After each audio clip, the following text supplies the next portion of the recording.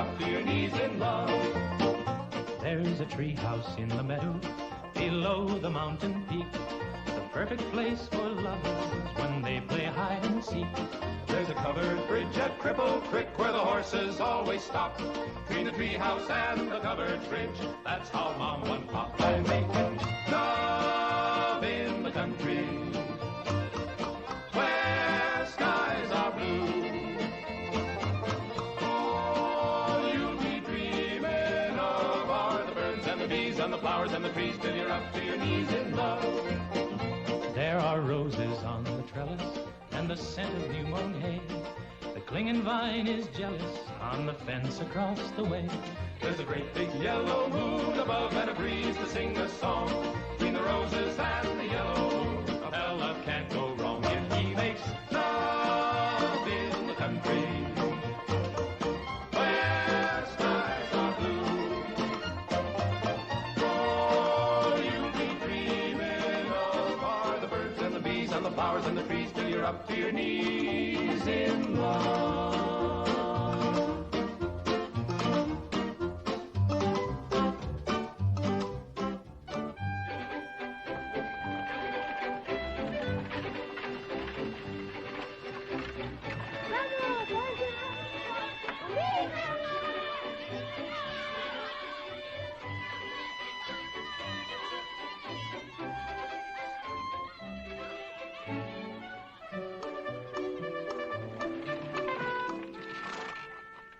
Lord to goodness, not again.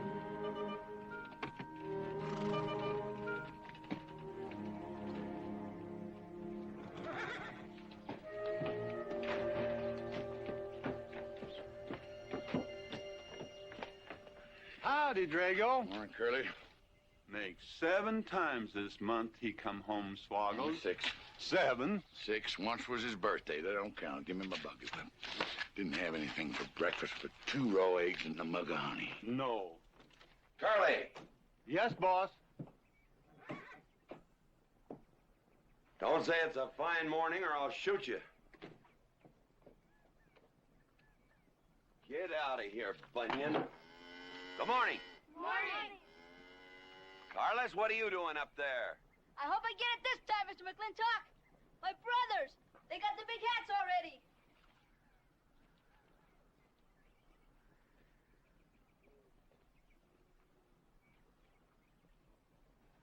All right, let them have at it.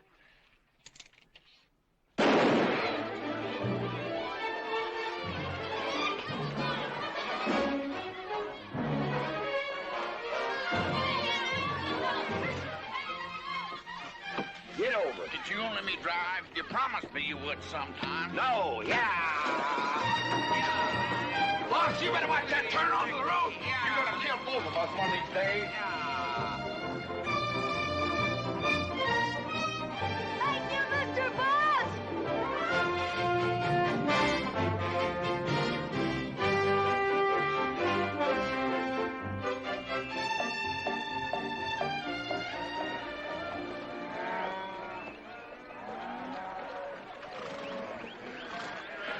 You got cattle in the bank, boss.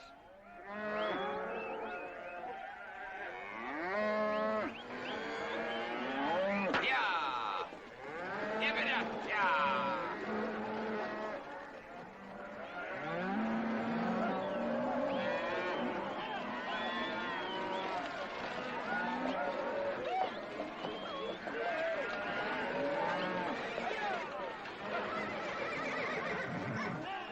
Keep 'em going.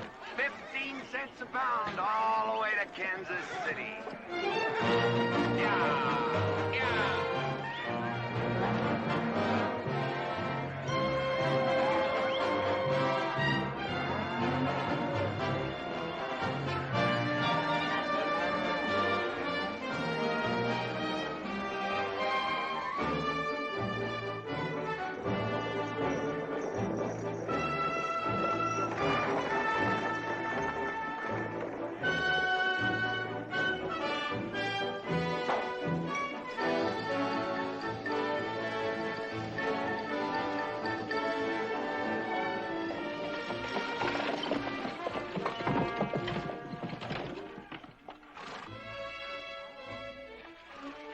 Now, boss, there's one old pensioner I wished you would pass up.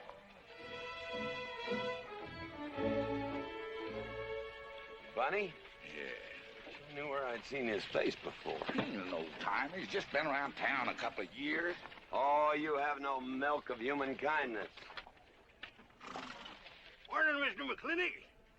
Morning, Bunny. Well, I can see you're in good health. Never felt better. Contrary to what you may hear. Me, my kidneys ain't what they used to be, and my liver's been leaving me billies. Drago?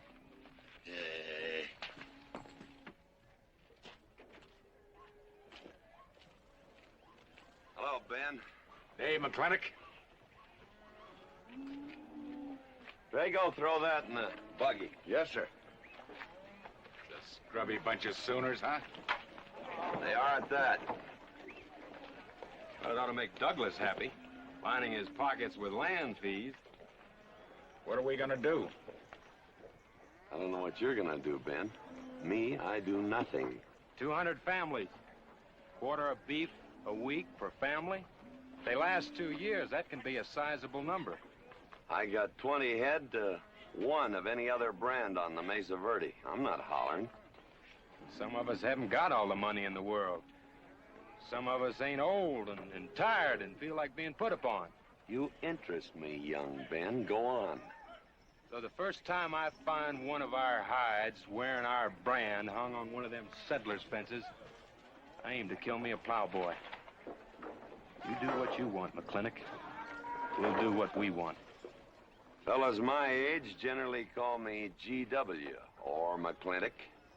Youngsters call me Mr. McClintock. All right, Mr. McClintock. Not because I'm afraid of you. You're the big he-stud of this country. And I reckon a fellow my age should call you Mister.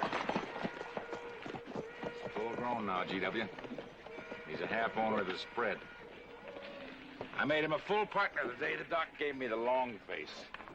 Well, you want him to vote the first time this territory becomes a state, don't you? Of course I do. These settlers get burned out, there'll be a lot of hollering that this country's too wild to be a state. We'll go on being a territory some more, with a lot of political appointees running it according to what they learned in some college where they think that cows are something you milk, Indians are something in front of a cigar store.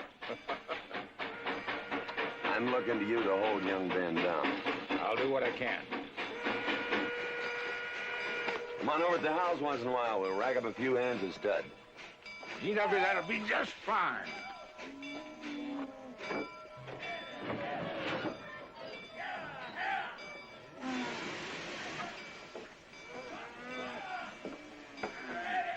It's a nice morning, ain't it, boss?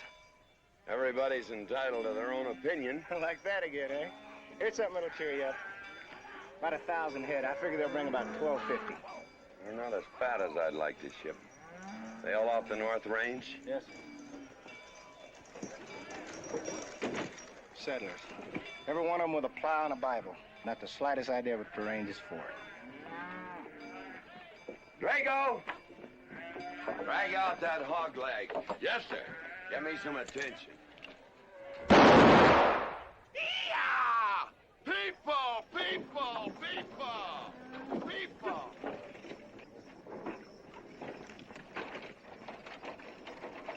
Come on, all of you. Gather around. People, come on. Gather around. I'm McClintock. You people plan to homestead and farm the Mesa Verde. Yes, sir. The government give us each 160 acres. The government never gave anybody anything. Some years back, a lot like you came in. You had a pretty good first year, good summer, easy winter. But the next year, the last rain was in February. And by June, even the jackrabbits had sense enough to get off the mesa. Folks, do you know who that is? That's McLintock. George Washington McLintock. I told him that, Douglas. He controls the water rights on 200 square miles of range. You know that lumber you got? It came from his land. Cut by his loggers and milled in his mills. Douglas, I come close to killing you a couple of times when we were younger. Saddens me I didn't. Can you imagine a man who owns all that? Oh, and mines, too. I forgot to mention them. All that. And he's begrudging poor people a measly 160 acres. That right, Mr. McClintock? You begrudge us a little free land? There's no such thing as free land. If you make these homesteads go, you'll have earned every acre of it. But you just can't make them go on the Mesa Verde. God made that country for buffalo. Serves pretty well for cattle. But it hates the plow. And even the government should know that you can't farm 6,000 feet above sea level. Any trouble, Mr. McClintock? No trouble, Jeff.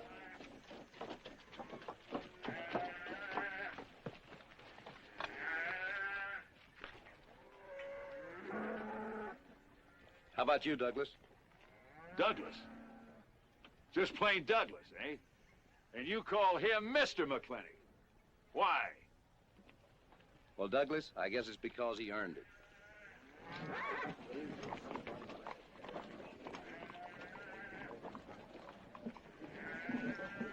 Mr. McClintock?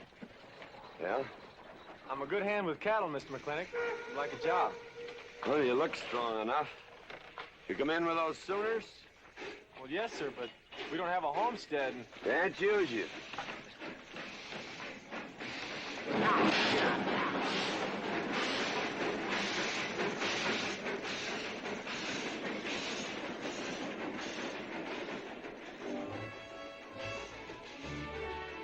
Tough life, ain't it, Sonny?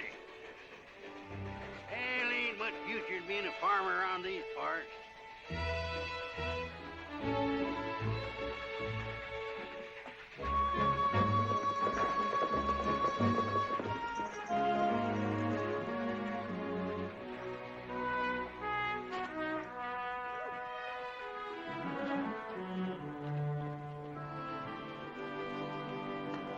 Ladies, this is the finest Chantilly lace available anywhere. Chantilly, Mr. Birnbaum. Well, believe me, it's the best. Oh, excuse me, please. Look around. Take your time. Drago, I got 1,000 Havana cigars and 12 of those hats for you over there. Them 12 big hats ain't gonna last long the way some folks have been dipping into that red eye these days. Uh-oh. Good morning, G.W. Good morning. I stole some stick candy. Please, help yourself. Come on in. Davy, you can forget about saddling up the horse. Come in here. Problem? Yes. Well, if I were blacks, I'd move Queen's Bishop to King 4. Yeah, you might be right. You know, I was just starting to work this out when the letter came. Letter? It was... What happened? Don't you want me... Morning, Mr. McClintock. Morning, Davy. You being here saved me a trip. Oh, that hat and suit of clothes you picked out for my birthday? Well, instead of this cowboy hat, I'd like to have this one. If it's, all right with you, sir. Oh, that's all right with me, Davy. Of course, that looks like the kind of a hat a fella'd wear down Main Street to start a fight. Oh, I don't need a city hat for that. All I have to do is walk down the street and some wiseacre will call me an Indian, and just like that, the fight's on. Davy, the letter, it's for you. And you are an Indian. Yes, I know I'm an Indian. But I'm also the fastest runner in town. I've got a college education, and I'm the railroad telegrapher. But does anybody say, hello, college man, or hello, runner, or hello, telegrapher? No, not even hello, knothead. Davy. It's always, let the Indian do it. Will you go out in the store and help the ladies? All right. I'm also a bookkeeper, part-time clerk. Always let the Indian do it. The lady brought that out here this morning, asked for it to be taken out to the home ranch for you. Handsome lady, kind of tall with red hair. Called me Mr. Birnbaum, just as if she'd never seen me before, and as if that veil that covered her face would keep me from recognizing her. I thought she was in New York or Europe or someplace. So did I. Jake, you better throw on a couple extra cases of the boss's favorite bourbon. That stuff sure gets used up fast out at our place. Which reminds me, you better start tapering off. Catherine's in town. Katie?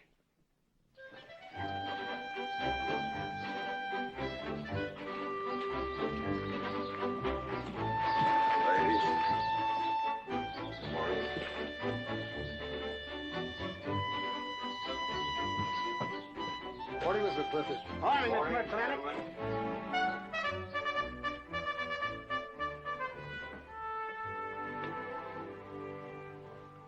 Good morning. Hello, morning, Matt. Darling. Fauntleroy, Morning, GW. what are you doing in here? Why aren't you out at the desk? Helping out the bartender. Yeah, I see a busy day. Give me the key to room 17. What?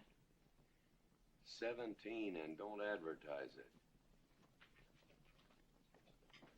Here they come, Mr. McLintock.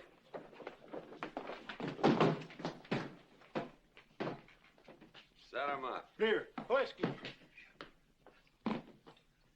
Day off?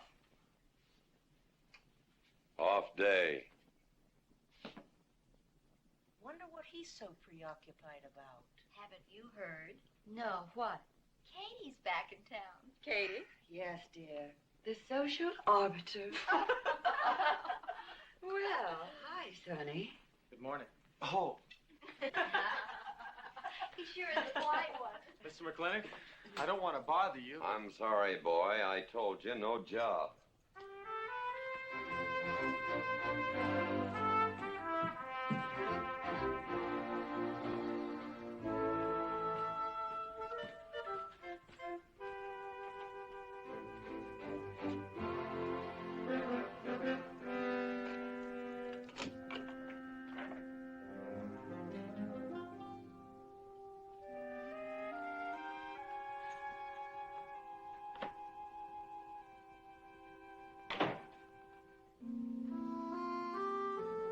Catherine.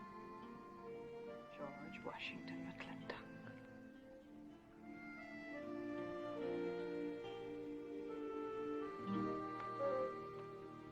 I thought you'd want this.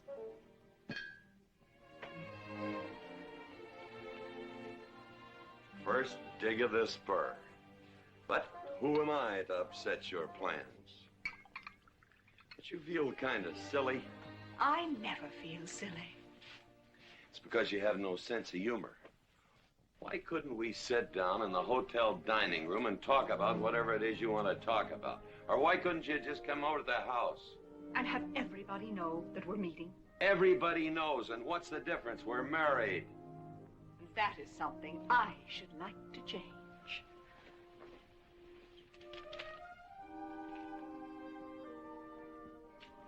You know the answer, Katie. That isn't why you sent for me. Let's get to the rat killing. That's just the kind of remark that's always endeared you to me. Let us open the discussion. Very well. Our daughter is coming home in a few days. Rather, she's coming here. It was just a slip of the tongue that made me refer to this ugly hamlet as home. Our daughter. Is it so hard to say her name? It's Becky. Rebecca. I hate that name. Anyway, she's coming home. And I hope to persuade you to let her live with me. Part of the time in the capital, part of the time in New York, and, of course, Newport during the season. You're whistling in the wind, Katie. If she stays here, she'll become just as crude and as vulgar as all of this country. And if she goes your way, she'll be all show and no stay.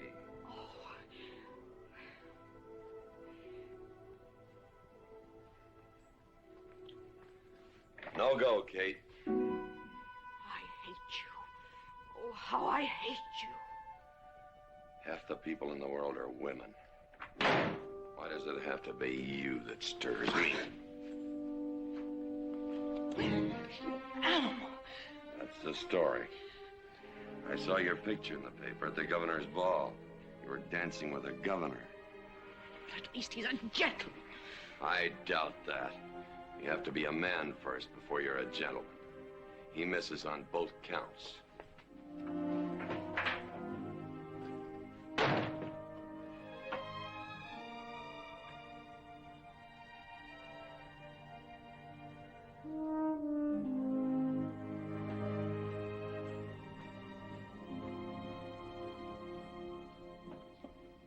Hey, Sonny, you gonna ask him again?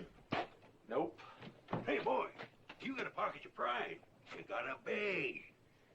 You better listen to an expert, Sonny. I'm telling you, you got to grovel. Human nature gets him every time. Mister, leave me alone. Everybody does it one way or another.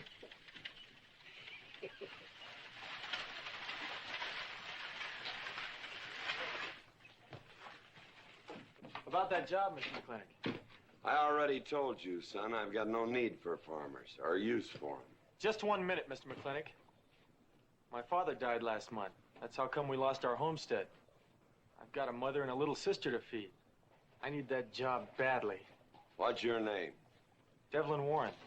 Well, you got a job, son. See my home ranch foreman. He's over at the corral.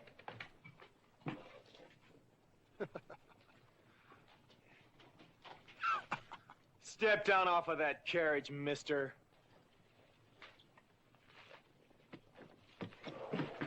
Hold that hog leg. I've been punched many a time in my life, but never for hiring anybody. I don't know what to say. Never begged before. Turn my stomach. I suppose I should have been grateful you gave me the job. Gave? Boy, you got it all wrong. I don't give jobs, I hire men. You intend to give this man a full day's work, don't you, boy?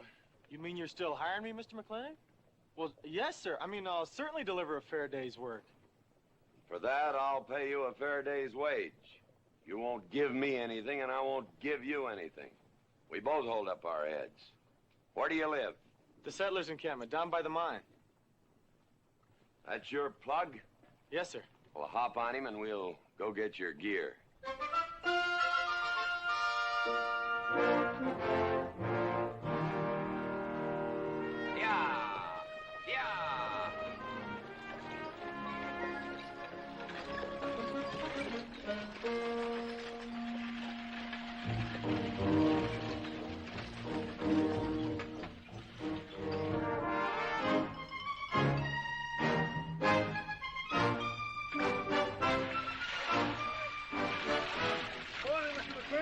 Morning, Mr. Poor Boy.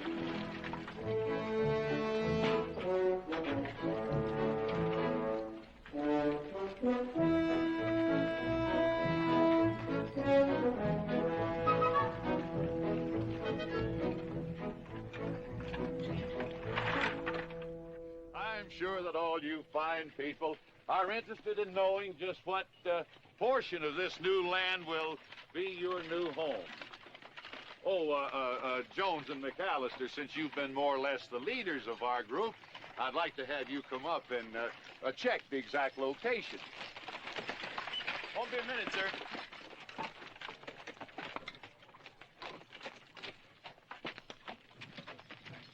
Go after that boy and give him $30. Tell him McLintock pays these riders a month in advance. From the looks of things, they could sure use it, too. Oh, Mom? It's Mr. Drago. Well, and what do we owe this visit from the cattle baron? I've got a touch of hangover, bureaucrat. Don't push me.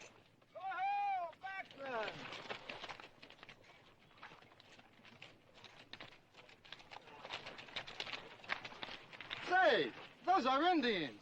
Are there Indians in this homestead land? Friendly Indians, my boy. Oh-ho, Mclaglen. Oh, running buffalo.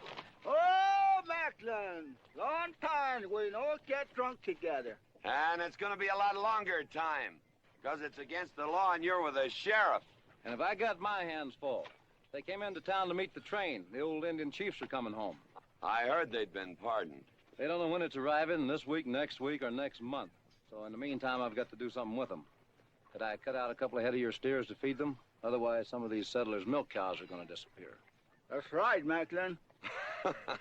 Cut out whatever you need. Sheriff, are you going to camp these savages with all these settlers? You're asking for trouble. Mr. Douglas, I already have plenty of trouble. Please stay off my back. Running Buffalo, bring your people over to the clay slide. Hello. Hello, Mr. Mclaglen. Tiny Mouse, it's nice to see you.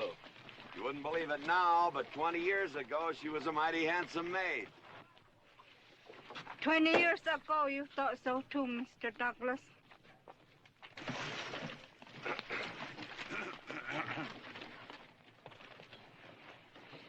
It was just like this. I had a dead beat on old running buffalo, and my sharp 50 caliber misfired. That was back in that trouble in the 40s. Remember? I remember. Hey, you want to tell you something come directly from heaven? No.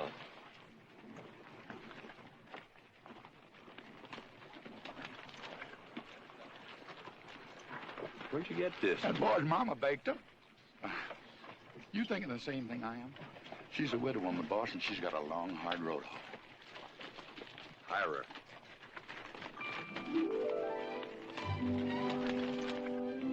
I always said you had a heap of sense. Mr. McLintock, this is my mother. Your mother? And my sister. Pleased to meet you, Mr. McLintock. Ma'am, this here's my boss, and he has few choice words to say about your biscuits. Yes, Mr. McLintock? Well, they're great.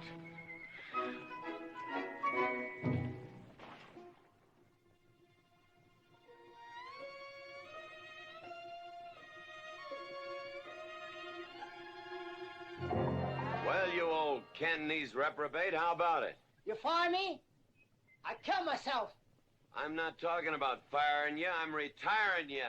You've been rustling food for us for 30 years.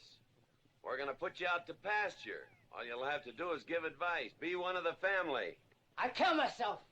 I may save you the trouble. But, Ching, you kill yourself, I'll cut off your pigtail, and you ain't never gonna get to heaven. I'll be one of our family. I give you my solemn word. But you call me family. Drink too much, get in fights, yell all the time. Cut off his pigtail. All right, I'll be one of our family. Giúp lấy đó. Phải là giúp lấy đó. Giúp lấy đó, hai.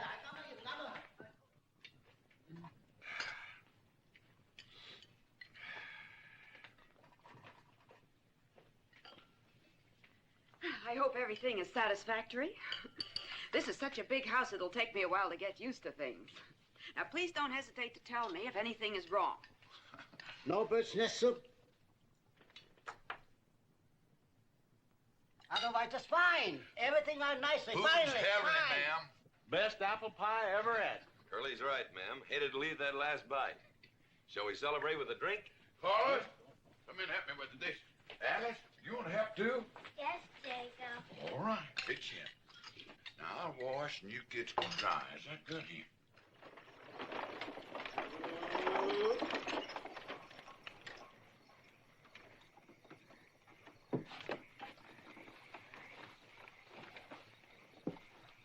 Don't seem possible one woman could use all them clothes.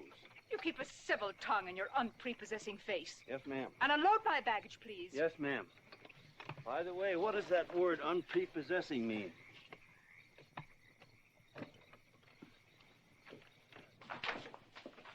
Mrs. McLintock. Oh, hello, Carlos. Run and help the driver with my luggage. I couldn't trust anyone else in this house to do anything correctly. Luggage? Give him a hand, Curly. Yes, boss. Mr. McLintock? Are you moving back in? Yes, but nothing has changed except my place of residence. And I'd be willing to put up with savages rather than be denied the company of my daughter. And I'm proving that by moving in here. Mr. McLintock, since it's my first day, would you excuse me if I, Go ahead. Oh, Catherine, this is, Dev Warren. He joined the outfit today. Please, ma'am. Thank you. Well, how refreshing. A polite young man here. Where did he come from? He's a farmer. A farmer? Well, I'll be doggone. Kate, welcome home. What on earth are you doing in that idiotic-looking outfit? And don't you dare call me Kate. That's my butling suit. I'm butling for the boss. And I'm sorry, Catherine, that Kate kind of slipped out from the times I remembered you as being nice people.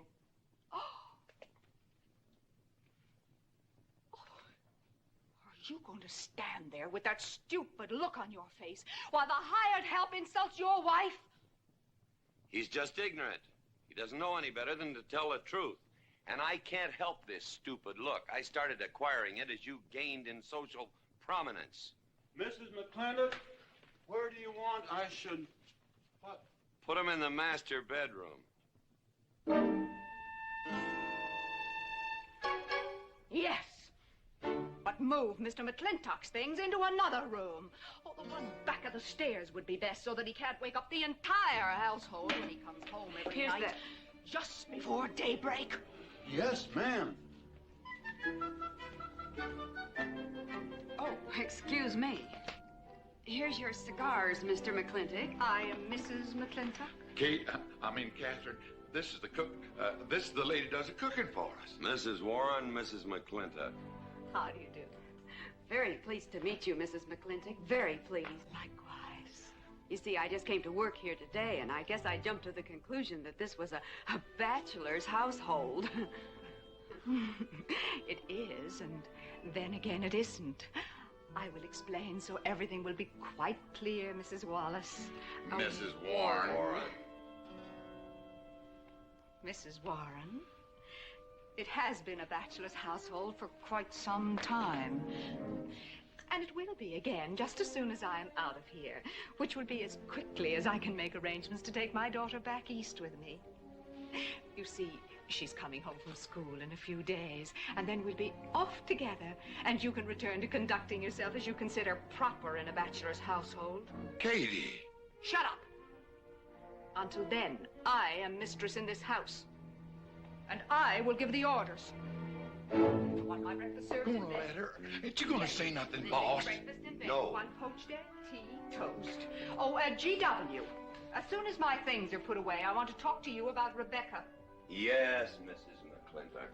Indeed, Mrs. McClintock. Of course, Mrs. McClintock. The toast, lightly browned and unbuttered. Of course, ma'am.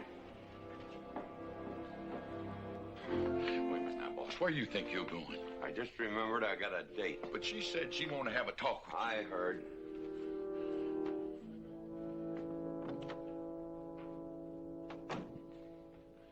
Good evening, Lem. Evening, Mr. Mack. Yep. Say, Mr. Mack, what does unprepossessing mean? I was called that once, Lem. Looked it up in the dictionary. It's best you don't know what it means. Uh-huh. Thank you. You're up.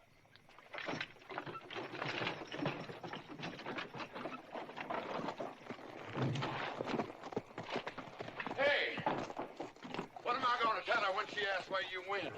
When in doubt, tell the truth. She wouldn't expect that from you anyway.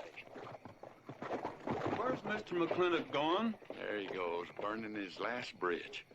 You see a yellow streak about a foot wide running up down his backbone. Well, Mr. McClintock? He ain't afraid of nothing. I once thought that.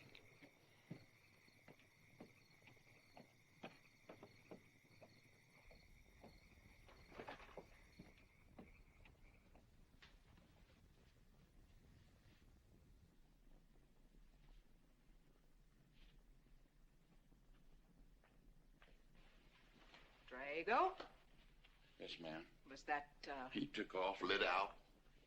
I told him I wanted to talk to him. Yes, ma'am. I was standing right over here when you said it, and I was standing right out there on those front steps when he walked up to a horse, grabbed a hunk of mane, stepped up on him, and sunk spur. Where did he go? Last time I saw him, he's going east. But you know him, he's liable to go north, south, or west. Get me a carriage. Yes, ma'am, but But what?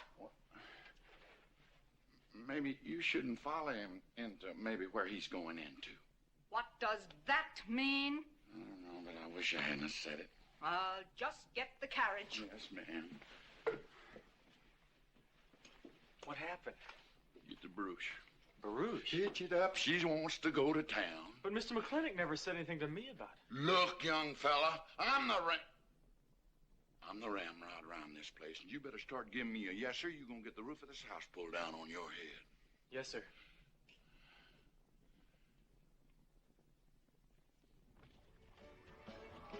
Hello, lady. Hi, Mr. McClintock. New room, eh? Big, please.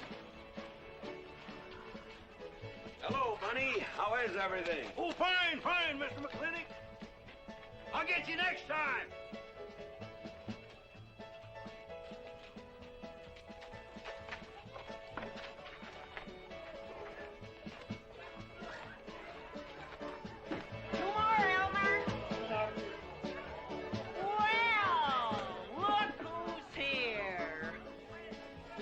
What'll it be, Mac? Same as usual? Ladies. Evening, GW. Jake? Wrong move. What? Chess problem. Queen's in danger.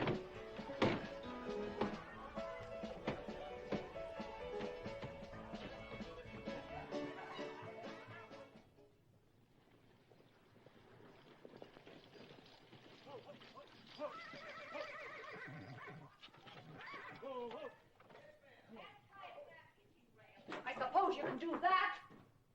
Camille, you're on your own. Mr. McLintock?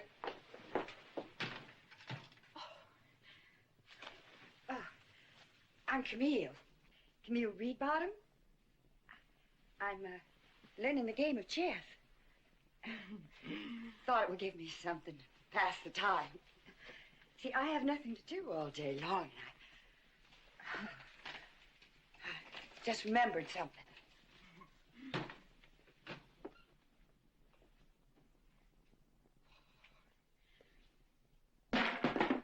Catherine, I didn't hear you come in. Mr. McLintock, I told you that I wanted to talk to you. Not now. Could I get your glass of sherry, Catherine? Oh, thank you, Mr. Birnbaum. I could use one. I came into town behind a runaway team. Drago never could handle horses. It was that young man whose mother pretends to be your cook. Catherine, your wine. Oh, thank you, Mr. Birnbaum.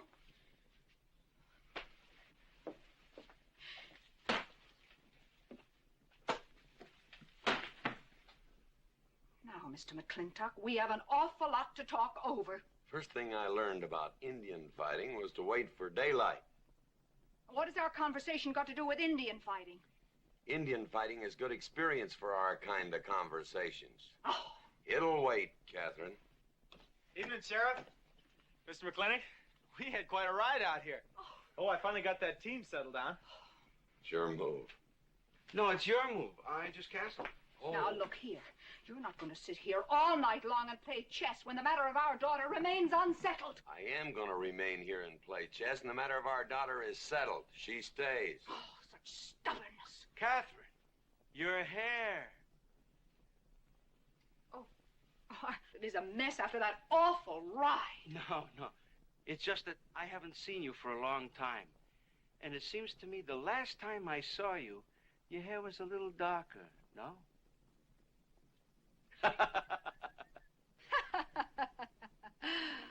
It's a funny thing that tricks a man's memory will play, huh? Mr. Birnbaum, I think that you've completely lost your mind. You have done something to your hair. I have not. If I had, it'd be none of your business. I'm certainly not going to put myself in the place of those blondine trollops that you seem to prefer. Take it. Oh. Fill it. Oh.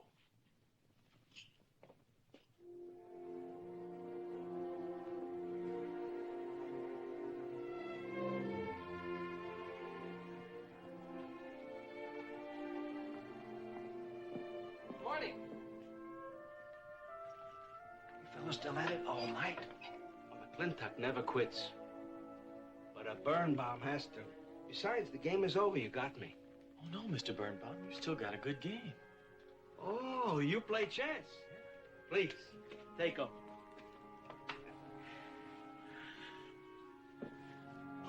Pretty good. Fair. Well, looks like I won't have to come into town always to get a game. Remember, I'm a bad loser. It's your move. Yes, sir.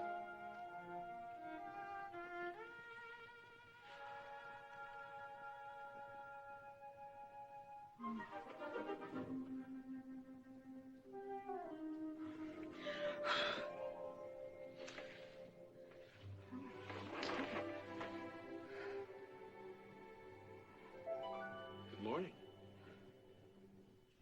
Good morning. Oh, it's morning already. Mm-hmm. Cup of coffee? Oh, yes, thanks, Jake. You're welcome, Catherine. Got any cream? Canned cow's milk. That'll do. Good old condensed milk. That reminds me. I was cleaning out my desk the other day. I found something I wanted to return to you.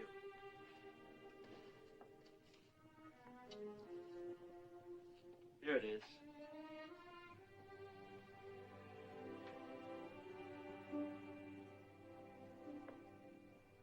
It's a medal. Remember?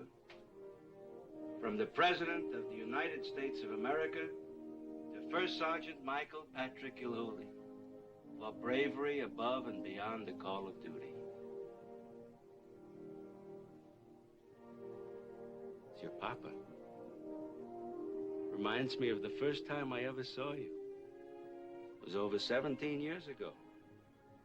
You walked into my store, not much bigger than the bundle you were carrying. And in the bundle was the most beautiful baby I ever saw. And was she hungry? You walked all the way from Superstition Creek just to trade me that medal for a case of canned milk. GW was off somewhere as usual, fighting Indians. Sheriff! Sheriff Lord! Well, have you seen the sheriff? Kind of early for him. To try his house? Why didn't I think of that? Looks like Birnbaum's is open. Maybe somebody in here knows. So there you are, Sheriff. I told you you were headed for trouble. Trouble? I want to know by whose authority you let those Indians stay in town. Those savages are wards of the government, and I am the representative of that I told Sheriff Lord that he could put him up down by the clay side. Because the town's named after him, he thinks he owns it. Well, you check the books in the recorder's office, and you'll find I do own a fair piece of it. Agard, if you knew anything about Indians, you'd know that they're doing their level best to put up with our so-called benevolent patronage, in spite of the nincompoops that have been put in charge of it. Those Indians need my permission to leave the reservation. Those chiefs have been giving orders all their lives. It's pretty hard for them to understand that they have to hold up their hand like a schoolboy in a classroom. The law is very clear. I told you you'd get no satisfaction from these people. Well, we'll get the girl back. Girl? The girl the Indians kidnapped. But don't worry. I armed the settlers and set them to rounding up those red devils. What is this about a girl? Millie Jones, one of the settlers' daughters. The Indians kidnapped her. That's ridiculous. And you turn loose a lot of farmers with shotguns? I certainly did. You're insane. Let's go, Sheriff. Mr. Douglas, Oh, Miss McClintock. much as I hate to agree with GW about anything, you haven't changed a bit. You're still an hysterical fool.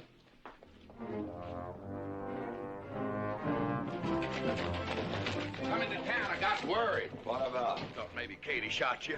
Not yet, Drago, but it took restraint. Wait a minute.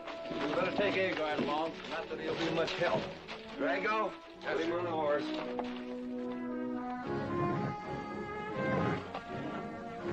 Just a minute. Well,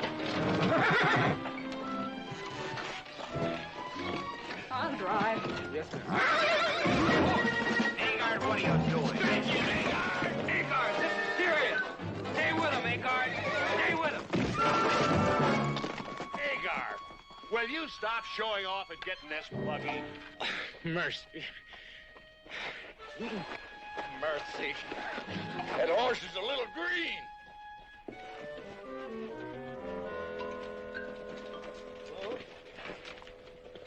Let's go. yeah.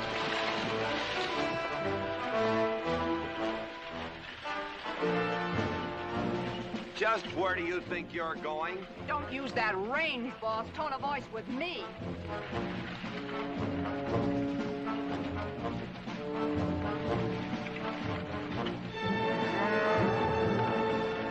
Carter! Headed for Mr. Poor Boy's mine.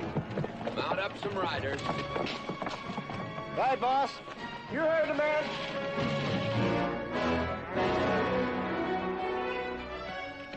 I don't like it, Mr. McClintock. I don't like it one bit. What don't you like? They're planning to hang an Indian.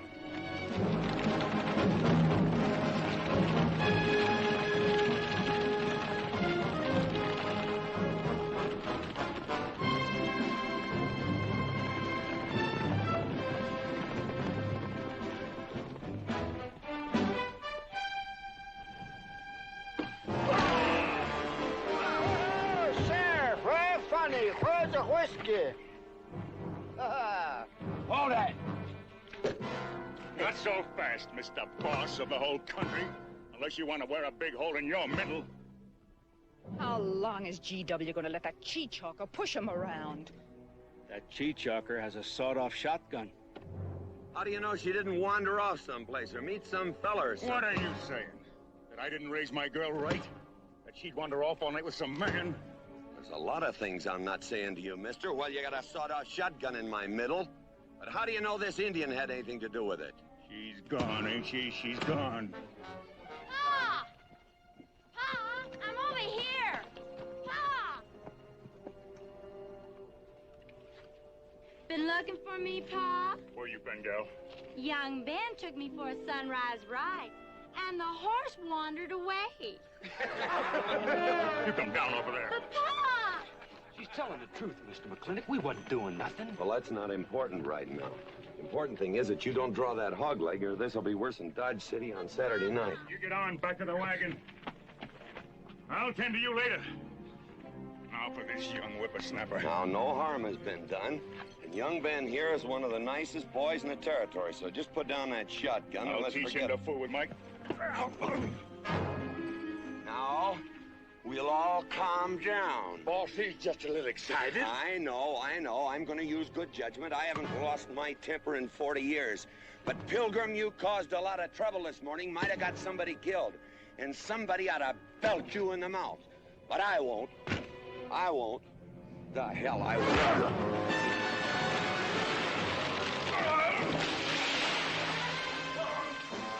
McLintock Rider!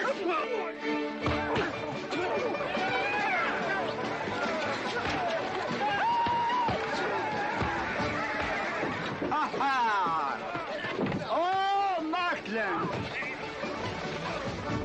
Hey, Buster! Remember me?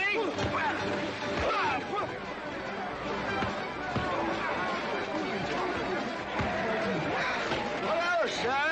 Nice party.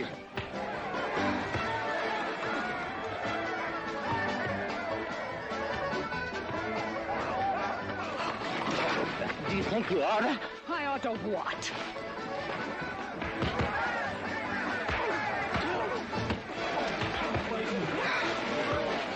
Why, you think?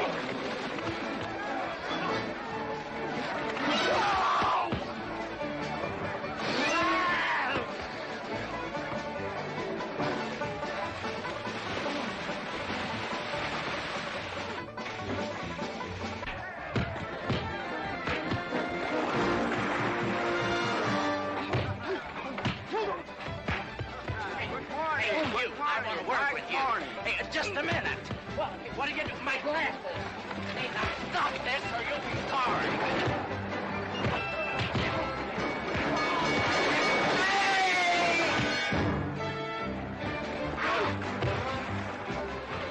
Stay out of this, Jake. It's everybody's war!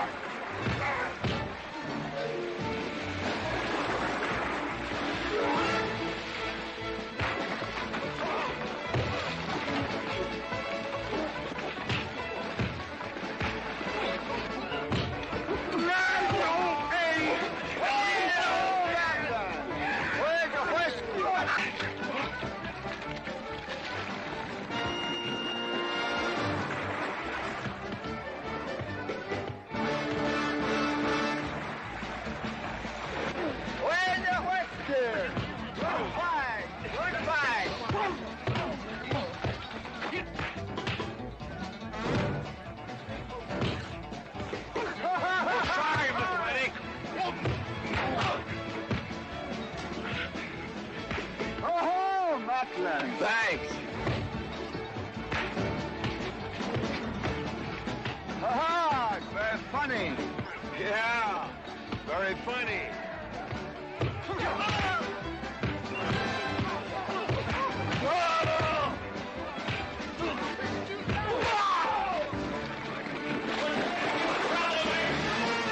Guys, Mr. Douglas, I'm sorry.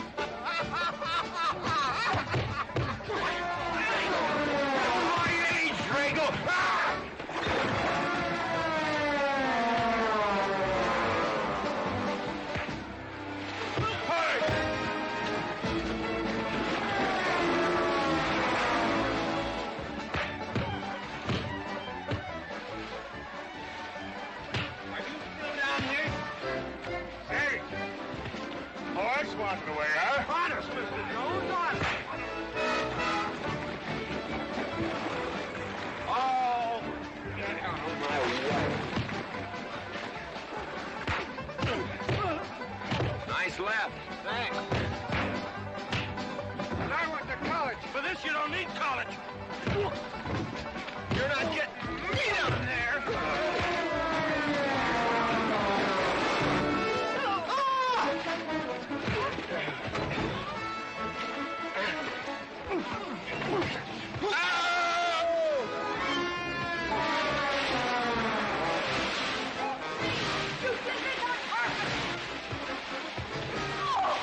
Why, McClintock, you big... Good morning to you, Mrs. McLintock. Buddy, you big... Yowie!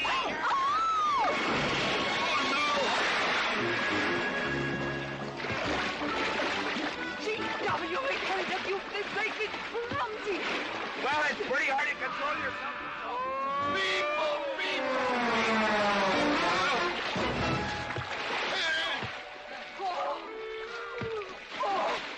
Oh, Mclaglen! Oh, Mclaglen! Good party!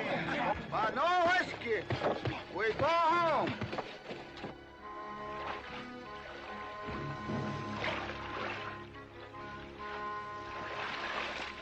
You and your friends.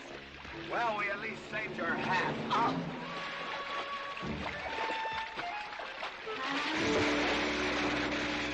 Where is everybody? Oh, for heaven's sakes.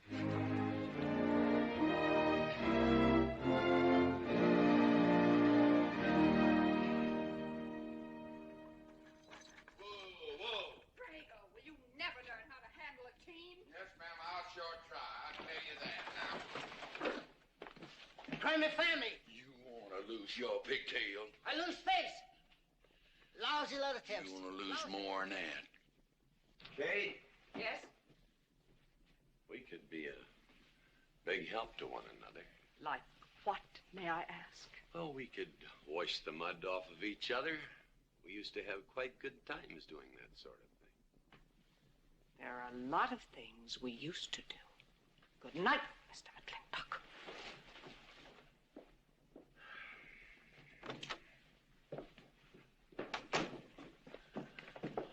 Any luck? What are you talking about? I mean, divorce. She still want it? Yeah. You know something, women are funny. She fought like a wildcat on your side out there this afternoon. Come home, she slams the door in your face. That divorce business, is that what you get when you pay a woman not to live with you? That's about it. Some women I've known it'd be worth it. You know, if we had any moral character, we wouldn't be standing here covered with mud drinking when we should be washing. G.W. Drago.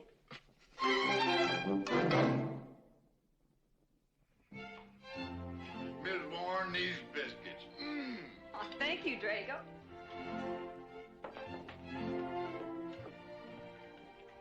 Good morning, Mrs. Warren. Good morning, Mr. McClintock. Breakfast for the boss? If that's the way you want it, Mr. McClintock.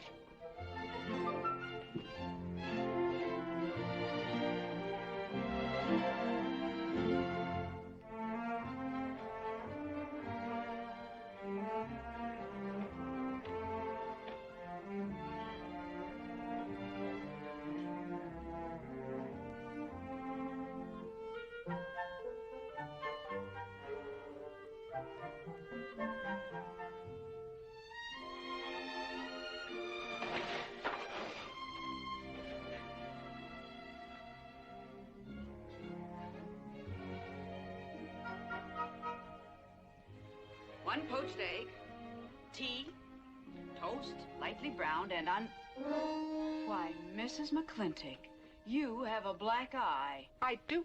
Ooh.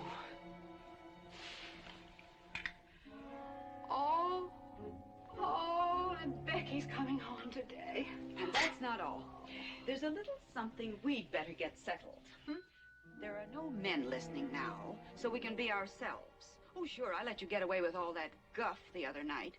But now that we're alone... When I want the opinion of the hired help, I'll ask for it. You know, you could wind up with 2 black eyes. What? Oh, I realize you had to put on that big act. We always have to just before we get ready to forgive them. Generally for something they haven't done. But you and I both know that's just to keep them from getting the idea they run things. McLintock give you that black eye? No. Nobody gave it to me. I won it.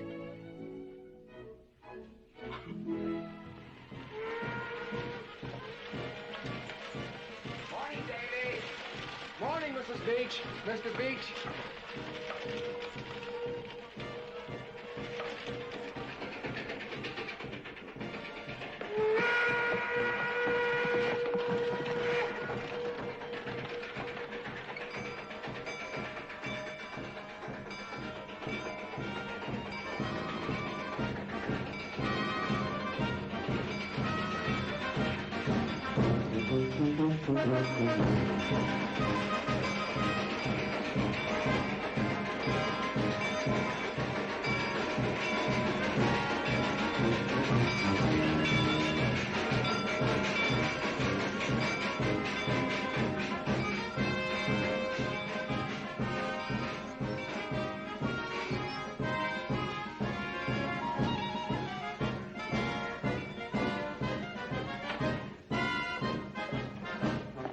Why, Miss Becky, welcome home.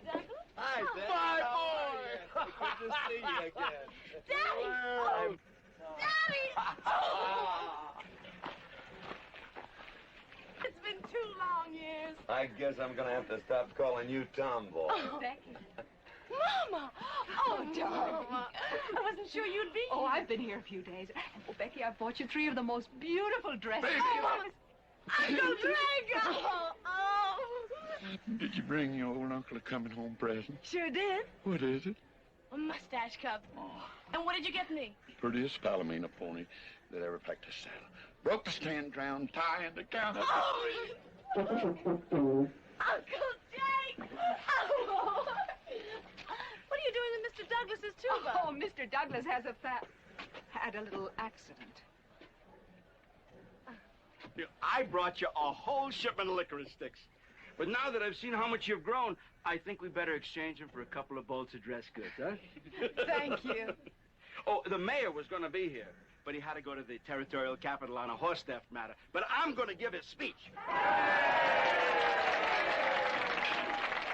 and don't worry about the mayor. I'm sure that he can find a bill of sale for the horse.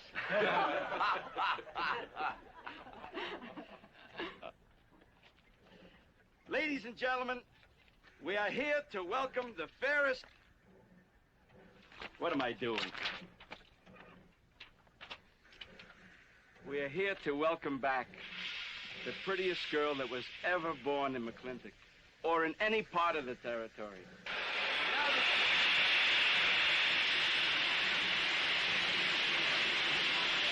Hey, Davy! Yeah? Got something for you. Our master up at the junction told me to let him ride, so I locked him in here. I've had my scalp a long time, and I aim to keep it.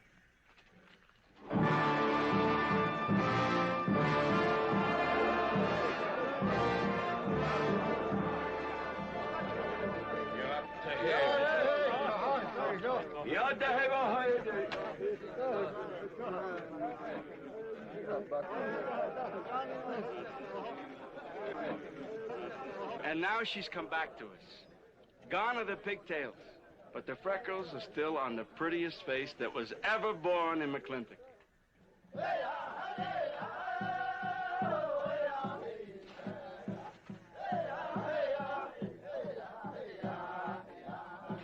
Hey, that's Puma. And it's true. The government did turn them loose. Good old Puma. I'll never forget when he brought GW home. Your father had a hole in his chest and 104 fever. Of course, they weren't very mannerly about it. He came past the house at a high lope and threw him on the doorstep. And you do remember them good old days, don't you, Katie? Catherine.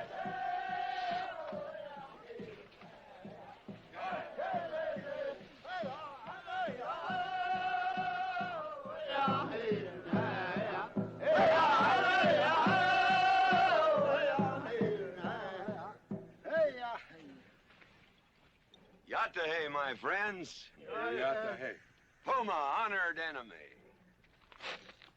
Does big McLintock forget, also blood brother? No, I'll never forget that. All wound. Does it hurt still? I feel it when it comes on to rain. An inch higher and I wouldn't have had to worry. Our big McLintock, that was remembered fight. We return with news. Our people have more trouble. You see, I learned good English now, big McLintock. Learned in white man's jail. But we would have you talk our cause at government hearing. I understand that Governor Humphreys is going to preside at that meeting. Yes, Puma, I'll translate your wishes. Mr. McClintock, could I impose upon you to use your Comanche to tell these chiefs... Puma is chief of the Comanches, and he speaks English very well. Oh, well, your people will have to follow my instructions to the letter. It is the law of the land... Well, now, just a minute. Well, for heaven's sakes.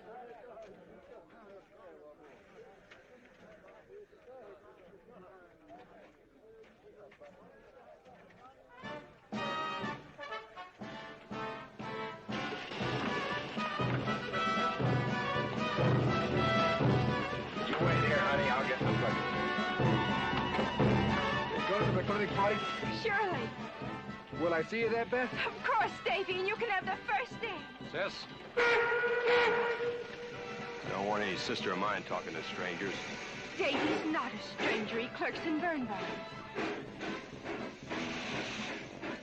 He's an Indian.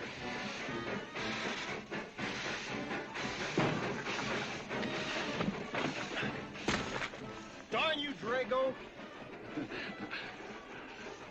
Now look what you've done. Baby, this is Devlin Warren. He works for your papa. Dev, this is Miss Becky McClintock. Those are my things.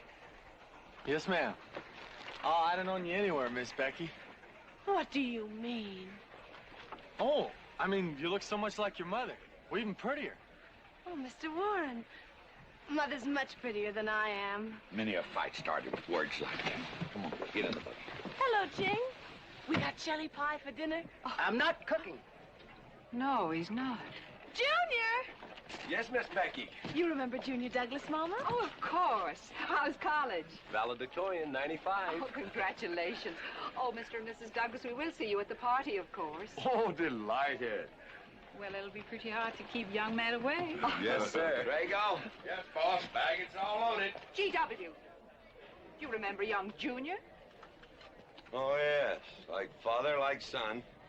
Mr. McLintock, I hope you don't think I'm being presumptuous in asking for the honor of calling on Miss Rebecca. Well, there she is. Ask her yourself. Thank you, sir. Ching, now I'm going to get fired. Get up out of here. Thank you, sir. Thank you. Have you no manners? See you at the party, Junior! Yeah. Yeah. Yeah, what? Like father, like son. What did he mean, Matthew? Come on, Ching. Grab a root and growl. Well,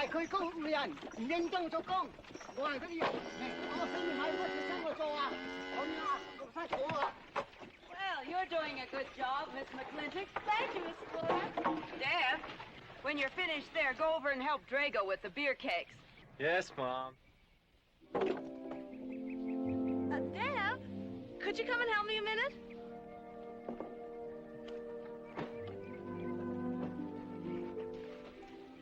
I certainly was surprised to hear you went to college. Why? I don't know. Junior says Purdue's a good college for a backwater place like Indiana. Well, he did indeed. Oh, could you do this? I can't reach it. Why didn't you finish college? Lack of funds. My father got sick, and he had to come out west. So he took out a homestead. You know, your mom's sure cute. It's too bad you didn't inherit her eyes.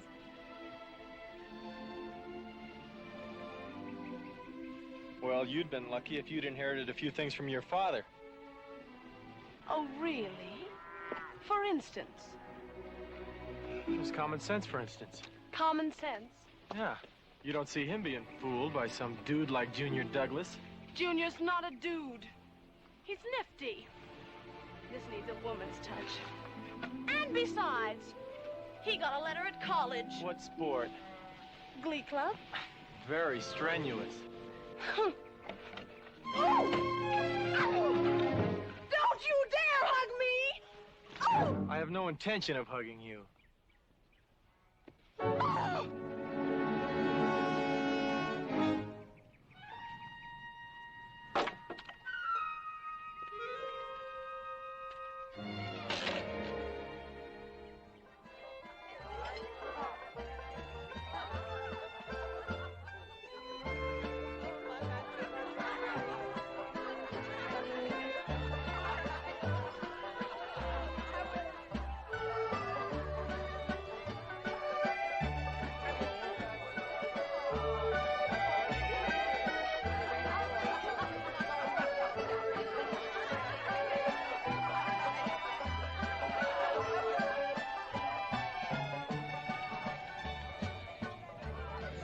Ladies all look lovely, Catherine. You know, this is a real fine party. Oh, thank you, Ben. Of course, we had to invite everybody. Just everybody. Sorry, GW, but this one's mine. Well, thank you, Mrs. Warren. I guess I'll have to be a good host in my own home. Well, the next one's yours, Mr. McClintock. Thank you.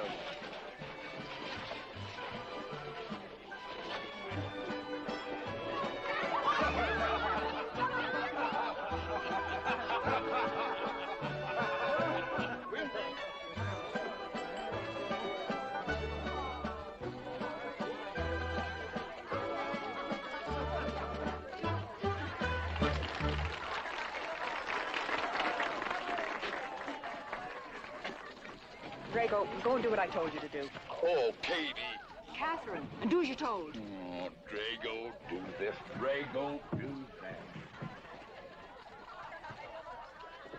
Yeah! People, people, people. This Douglas feller. Drago! Yes, ma'am. Matt Douglas, Jr. is going to bring you folks some of the latest terpsichorean dance steps, brand new, brought by him directly from New York City. All right, Mr. Fiddler.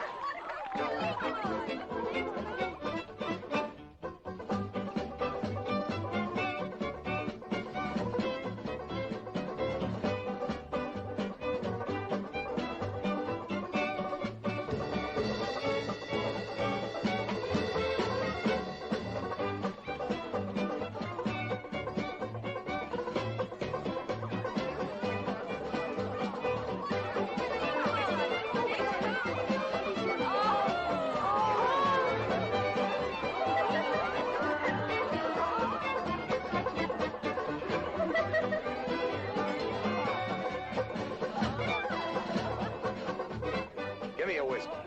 Put Williams on board. What? Just turn a 10-gallon party, boss. We'll run out of whiskey. Well, I can take care of that, Shane.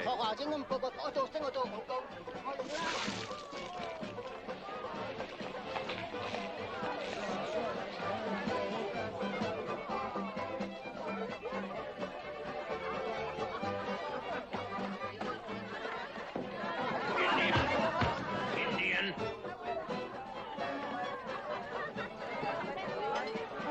And you still got any ideas about asking my sister to dance? Get up and we can do this all over again.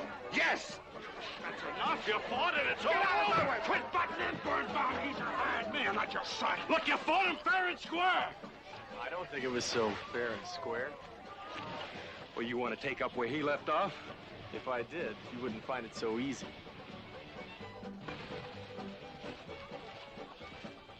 Now we've had enough of this. Well, when are you going to quit walking away? Just as soon as we're out of sight of the party. The lesson I learned back home, don't fight in front of women. Well, we're out of sight now. So we are.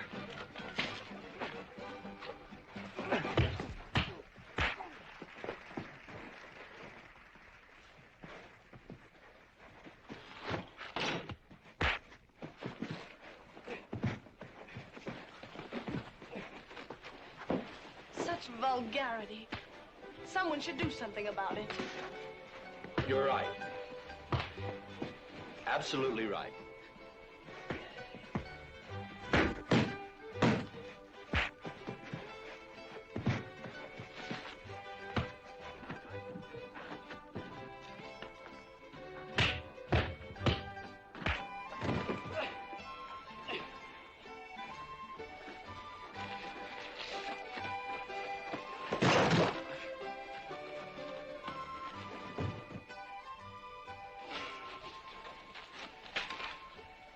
Young man? I'm all right, Mr. McLintock. Pretty fancy fighting for a country boy. 2 years at Purdue, Mr. McLintock, on the boxing team.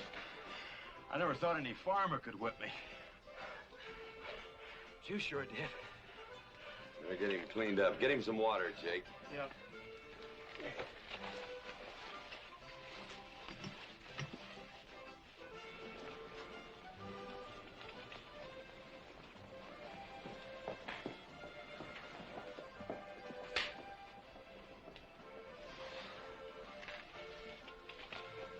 Get yourself cleaned up.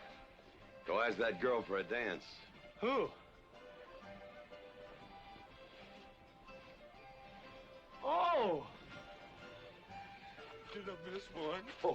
Where is he? I'll find him, that young whippersnapper. Trouble. Where is that farmer boy? Where is he? Where is he, G.W.? Oh, so you're the young farmer boy that whipped my nephew. Well, I'm Fauntleroy Sage, young Ben's uncle. Well, I'm no farmer, but if you're young Ben's uncle, yes, I whipped him. And you're intruding. What's intruding mean? Butting in. Oh, so he's insulting me. Well, then I got another reason for walloping him. Besides, on account of him thrashing my nephew, young Ben. Fauntleroy, you can't get mixed up in these youngsters' quarrel. Family honor. I can't have said a farmer whipped a sage. You're twice his size. Don't let that bother you, Mr. McLintock. Mr. Fauntleroy insists. I'll just have to teach him the same lesson.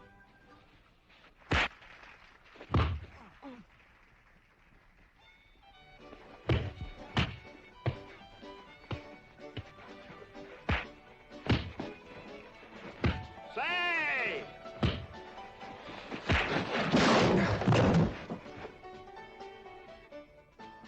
Sorry, young feller.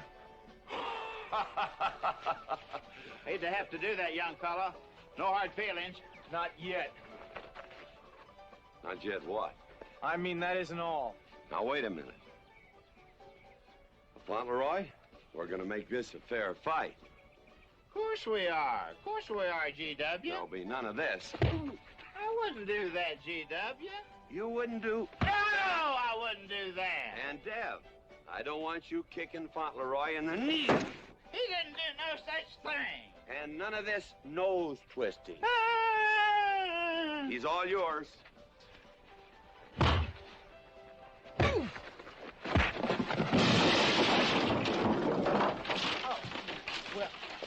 Well, where are my glasses?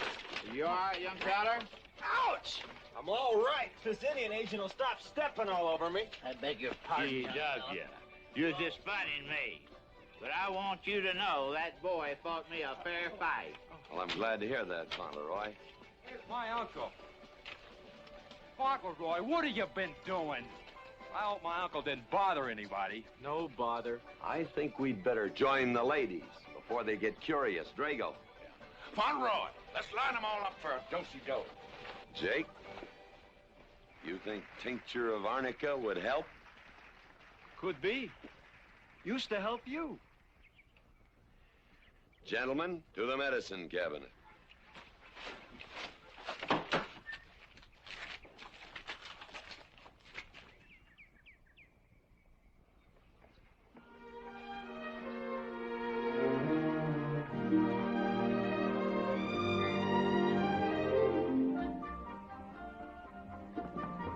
Good morning, Drago. Morning, baby. Seen Daddy? Took a word this morning with a scattergun over his arm. Went hunting.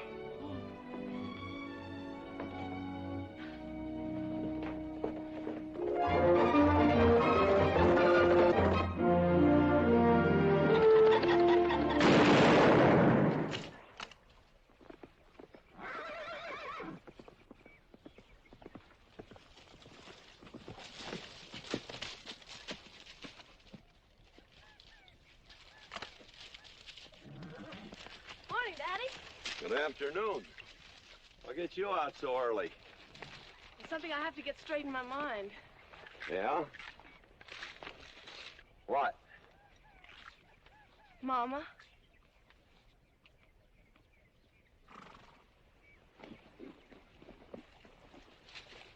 Why'd you and Mama stop living together, Daddy? Why'd you separate?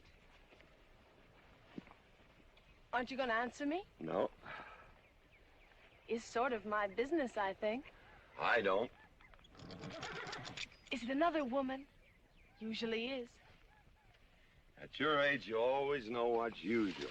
Is it Mrs. Warren? Becky, I don't want to start laying the law down your first day back home. But I'll have no more such talk. First time I ever saw Mrs. Warren was last week. She has a job here at which she's very good.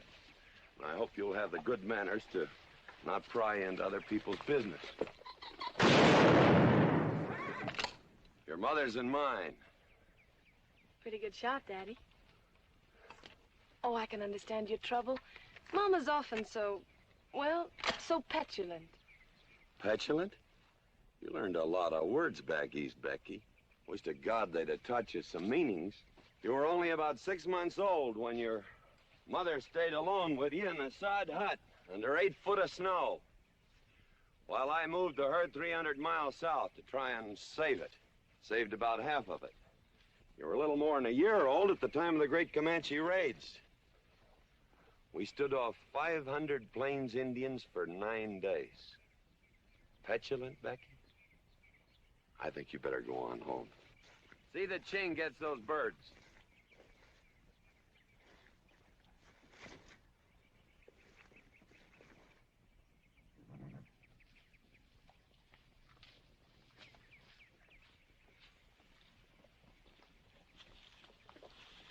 Becky! Come here.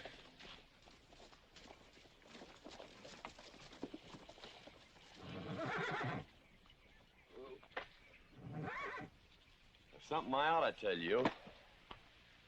Guess now's as good a time as any. You're gonna have every young buck west of the Missouri around here trying to marry you. Mostly because you're a handsome filly. But partly because I own everything in this country from here to there. They'll think you're gonna inherit it. Well, you're not. You're gonna leave most of it to, well, to the nation, really. For a park where no lumberman will cut down all the trees for houses with leaky roofs. Nobody will kill all the beaver for hats for dudes, nor murder the buffalo for robes. What I'm gonna give you is a 500-cow spread on the upper Green River. Now, that may not seem like much. It's more than we had, your mother and I. Some folks are gonna say I'm doing all this so I can sit up in the hereafter and look down on a park named after me. Or that I was disappointed in you. Didn't want you to get all that money. But the real reason, Becky, is because I love you. And I want you and some young man to have what I had. Because all the gold in the United States Treasury, and all the harp music in heaven can't equal what happens between a man and a woman with all that growing together. I can't explain it any better than that.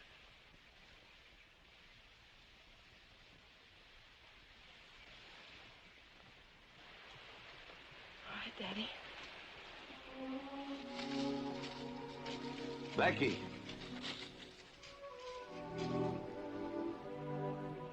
When you're as old as I am, you'll thank me for this. Daddy, I'm full grown. I wasn't worrying about me. I was thinking about you and Mama.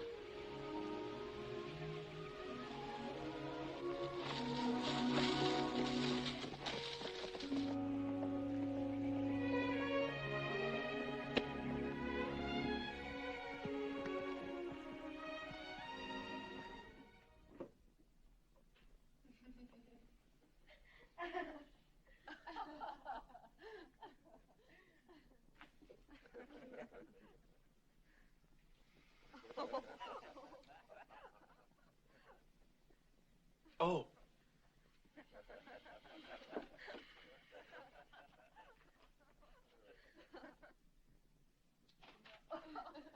Well, sir, all three of them fell right out of the carriage. Well, it's getting rather late, Becky. It's bedtime. Oh, Mother. He brought this. He must have intended to use it. Oh, well. Sing us a song. Well, if you really want me to. Gosh, I haven't played in You quite know just right for me. Sure. It's the rage now. Oh. Oh. Dev, what are you doing? Oh. I just thought I'd get another cigar. Well, you've got one in your mouth and two burning in the tray. Not move. Fellas want me to play all the time. You're cuter than a baby's dear, and softer than a mouse's ear. I want the whole wide world to hear. You're just right for me. You're sweeter than... Oh, no, not that rhythm, Junior. Do it the way they do at the plaza. I know the words. Sure, Becky. Will you sing with me? Of course. All right.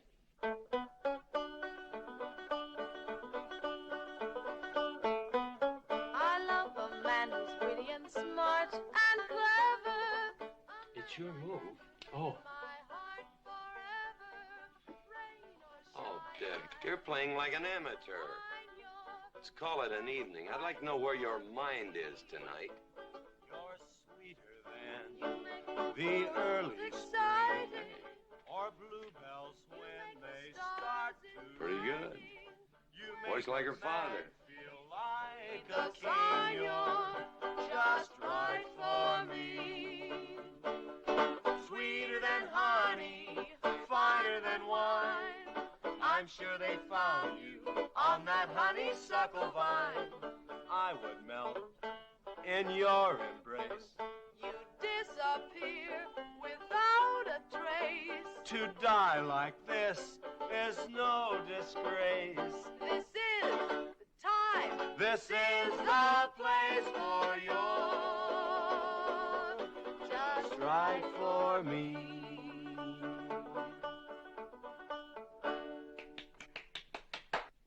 Well, so good, I kind of hate to break this up. But we're going to have that Indian hearing tomorrow morning. Sir, about our conversation earlier this evening, I believe I'd better apologize. Yeah? Yes, sir, I've been thinking it over, and when I called you reactionary, well, that's merely my generation's term for your generation. Nothing personal, sir. Oh, really? Well, good night, sir. Good night, Miss McLintock. Good night, and do come again. Good night, Drago. Night. Boss, what does reactionary mean? Me, I guess. He says that anyone that wanted to sell at a profit was a reactionary. Was we reactionaries back in them days when you was selling beef cattle for 6 cents a pound on the hoof? Well, no use arguing with him. College boy.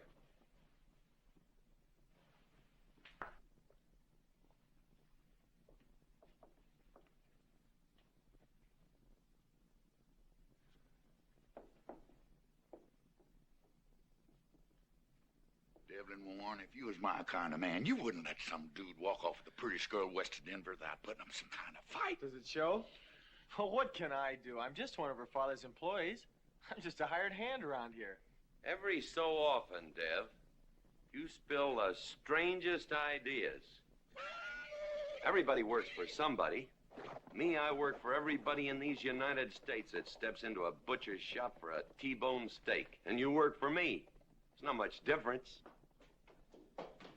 Daddy, the most terrible thing just happened. Junior's horse ran away. The one he rented at the livery stable. Tied up a rented horse by the reins. He's probably back in the stall by now. I think we could get Junior something that he can ride. What I'd rather do, Daddy, is drive Junior home in our barouche. It's a lovely evening, and I'm sure Uncle Drago wouldn't mind driving. I would, and I got the kind of manners don't keep me from saying so, just to be polite. I'll drive him home, Mr. McClintock. And you don't have to come, Miss Becky. I'll see that he gets home safely. I can take care of myself. You got yourself a foot, didn't you? Dev, get the carriage. Drago? I'm going with them. Now you got me wrangling dudes.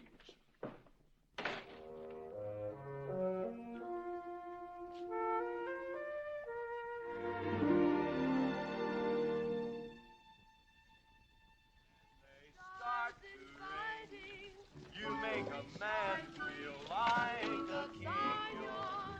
Just right for me. Miss Becky, somebody better help me watch the road. You know, I'm new around here. Might take the wrong turn off. Devlin Warren, you know there isn't a turnoff between here and town. You disappear without a trace. To die like this is no disgrace. This is time. This is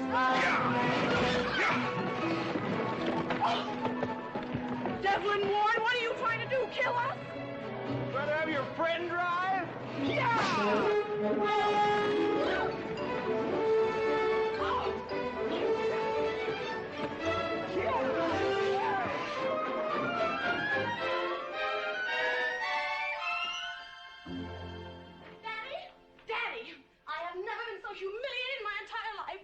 I said what I said, and I'll stand by it to the death.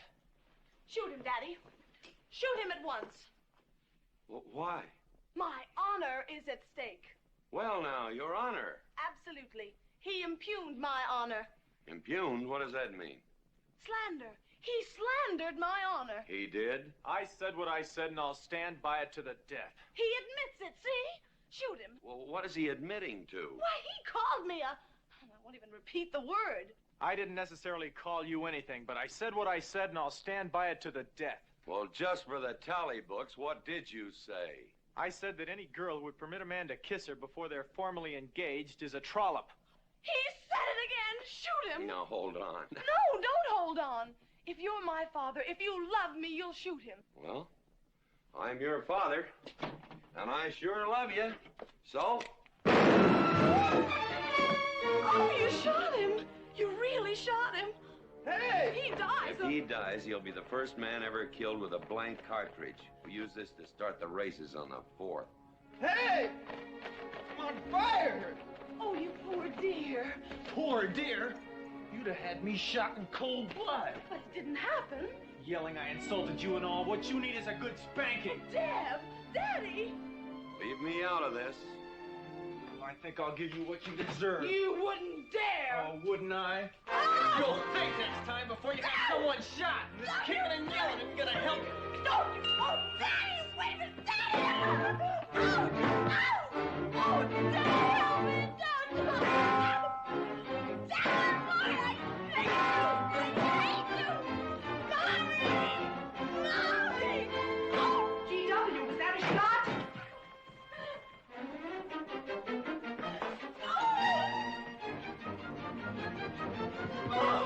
Becky, what happened? He spanked me! You spanked my daughter? Dev. You mean you stood there while that brute beat our daughter?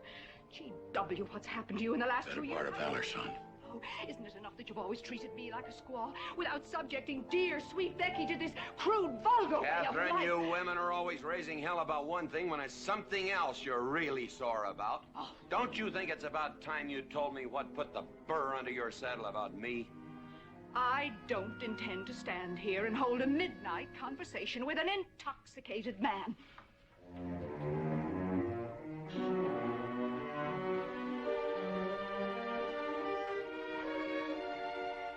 And I am not intoxicated.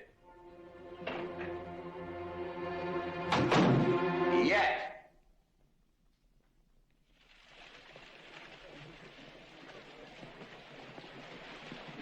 Hello, Governor! Hello, Governor!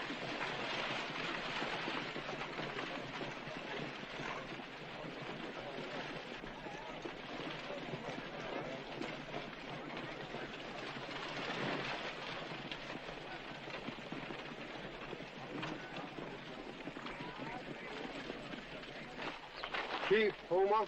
Yes, Sergeant. Big McLintock, We know you get us fair judgment. You gentlemen, follow me.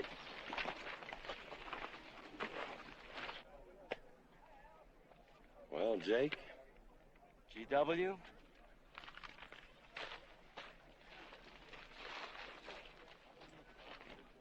Well, GW, it's been a long time. Not long enough. Cuthbert. Your husband is a rude man. Yes, Cuthbert, I know.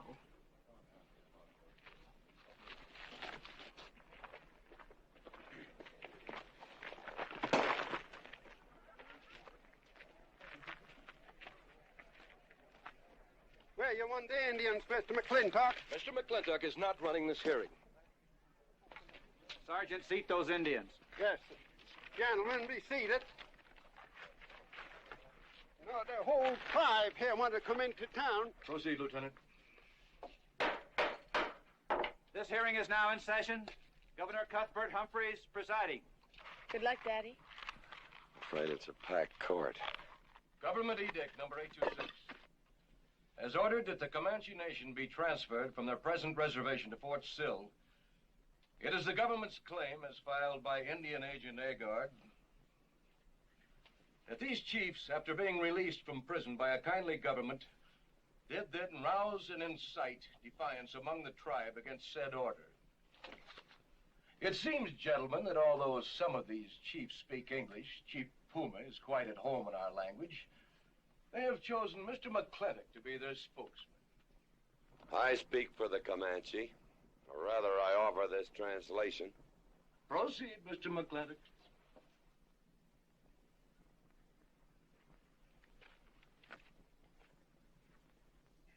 The Comanche say, we are an old people and a proud people. When the white man first came among us, we were as many as the grass is of the prairie. Now we are few, but we are still proud.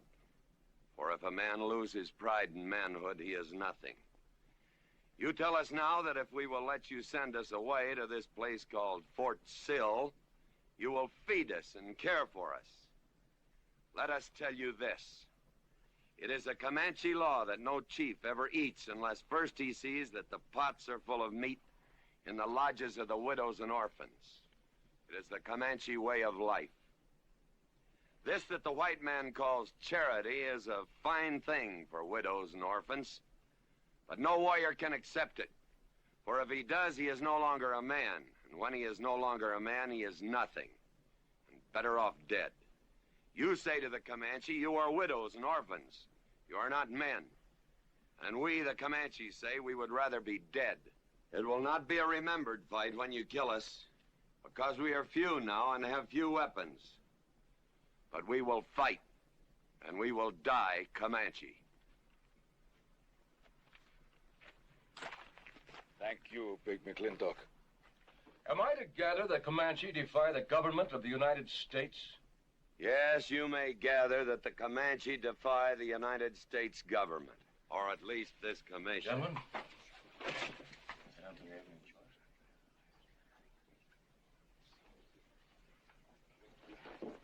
It is the order of this court that these chiefs be incarcerated until such time as the detachment of United States cavalry be made available to escort them and the Comanche Nation to Fort Sill.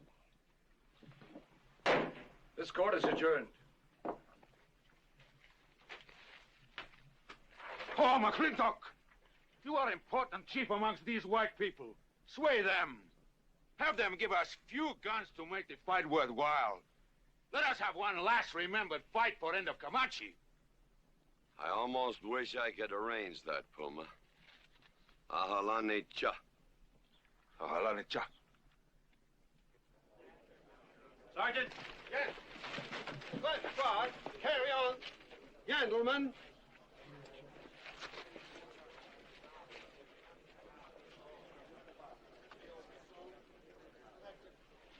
It's sad, these changing times. It isn't the times that are changing, Mama.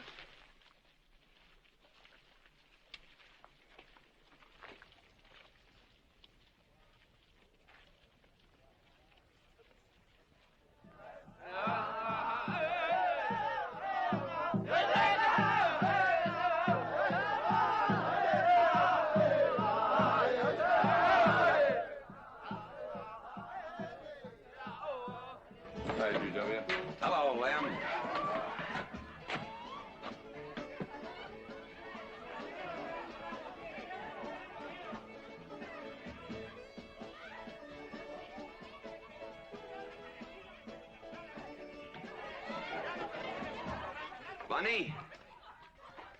Oh, howdy, McClintock. I figured you'd be belly down drunk by now. I've been doing some drinking, Bunny. Is that boxcar still on the siding? Well, sure, but... But what? I don't like it. You don't, eh? You figure if them Indians get out of there and lead the cavalry on a wild goose chase, that great white father's going to get nosy. Get nosy, and he'll investigate. And when they find out how that side-saddle governor's been messing things up, they'll give those Indians a fair trial. That's live ammunition in that boxcar. You know what'll happen if them Indians get some guns in their hands? Somebody's going to get hurt. Is Puma's word good enough for you? Well, I don't... McClintock, you got yourself a partner. Leave me out of this. Hey, McClintock. Good night, Bunny. Good night, Governor. Governor. There is the Katie with her light red hair, sweet as the roses on a summer air. I'll find her somewhere while the moon is high, and tell her that I love her, and I'll love her till I die. Katie Gilhooly, come Dexter's home. Katie, Catherine Gilhooly McLintock, where is the woman of the house? Mr. McClintock. Oh, there you are. Mrs. Warren. Oh, good evening. I waited up for you, Mr. McClintock. Oh, how nice. I want to talk to you about something. Delighted. 309 times straight. I beg your pardon? 309 times straight without a miss.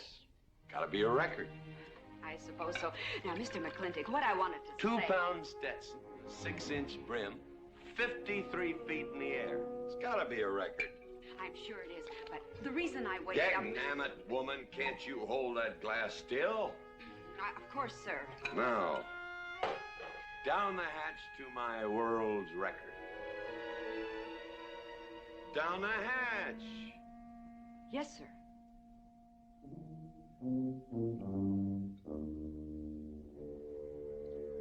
And now, to the governor of our territory. The governor of the territory, sir? Now, don't you stick up for him, Mrs. Warren. You're a fine woman, Mrs. Warren. But you'll certainly go down in my estimation if you stick up for Cuthbert H. Humphrey, governor of this territory. I don't mean to Down change... the hatch. Oh, yes, sir. Down the hatch. Cuthbert H. Humphrey, governor of our territory, is a cull. You know what a cull is, man? A cull is a specimen that is so worthless that you have to cut him out of the herd. Now, if all the people in the world were put in one herd, Cuthbert is the one I would throw my rope at. At whom? At whom I would throw my rope at. Natural-born cull. Another touch, ma'am? Oh, no, sir, no. Well, I don't mind if I do. Good. Can't walk on one leg. Oh, I didn't mean to be vulgar, ma'am. Can't walk one limb. It's all right. Sounds silly. Only a bird can walk on a limb. You know my wife? Her name's Kate. She insists on being called Catherine. Do you know her? Of course, Mr. McClintock, and that's what I wanted to talk Well, to you. she thinks that Cuthbert H. Humphrey is panting for her like a bull buffalo at the first green up of spring. But what Cuthbert is panting for is my money. Don't make me feel like I'm drinking alone, ma'am. Very well, Mr. McClintock, if you insist. Down the hatch. Good.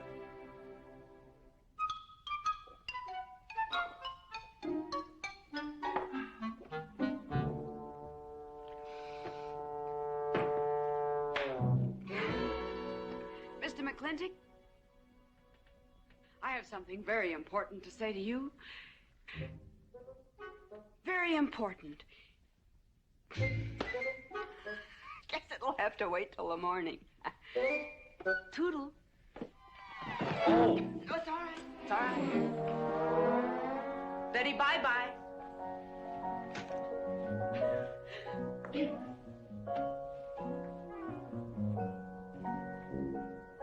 Whoops. Oh. Mrs. Warren. Let me assist you. Very kind.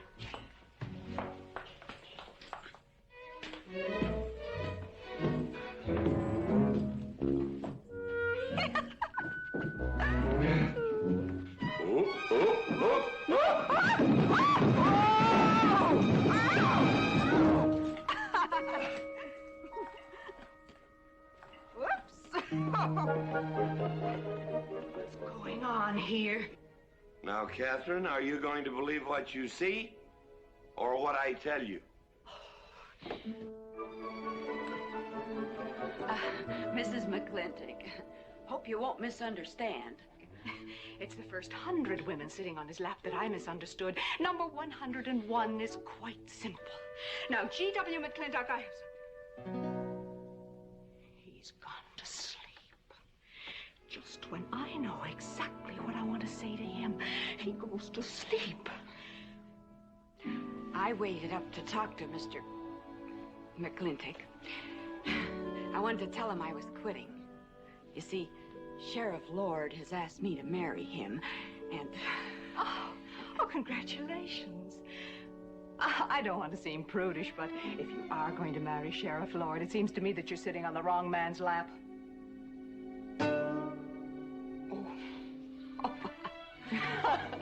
Come on, I'll help you upstairs and we'll have a long talk about men in general.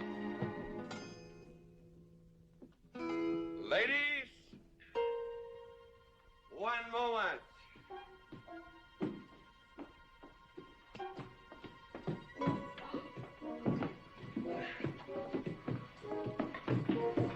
Watch out, you'll get us all killed. What?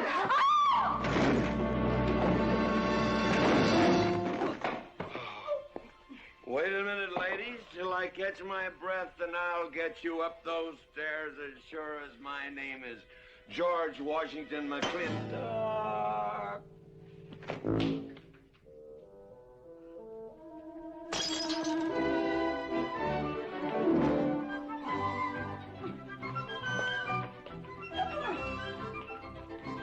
You may be quitting, Mrs. Wallace, Mrs. Warwick, but not tomorrow. I want my breakfast in bed.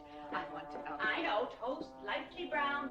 Somebody sure put a knob on my skull. Here's Katie. I'm speaking. Katie, why? There Mrs. Warren was there. Oh. And there you was there. Oh. And there that whiskey bottle was there. Oh. And Katie's temper being what Katie's temper is, well, there you are. Drago, old friend. Huh? My wife does not understand me. Why, she is different than the other man. Come on, I gotta get you upstairs. Get you ready for that big celebration tomorrow.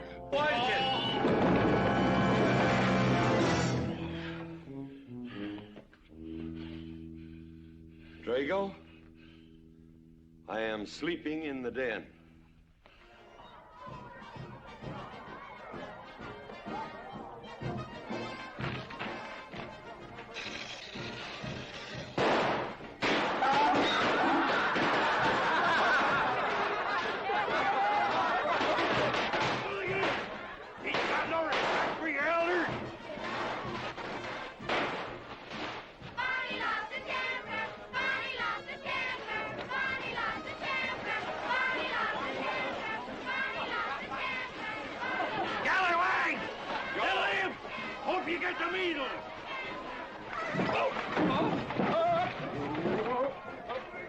Come on, get him aboard.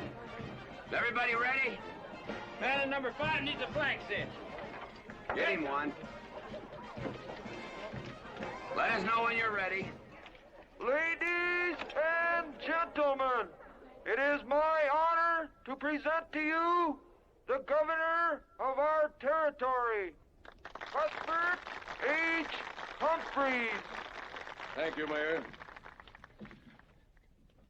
My friends and citizens of this great territory, this is the 9th consecutive year It has been my privilege and my pleasure to inaugurate the McClintock 4th of July celebration. Now, the first event will be the wild horse race. But before I fire this shot to start the event, I would like to say a few modest words regarding my stewardship of this great territory.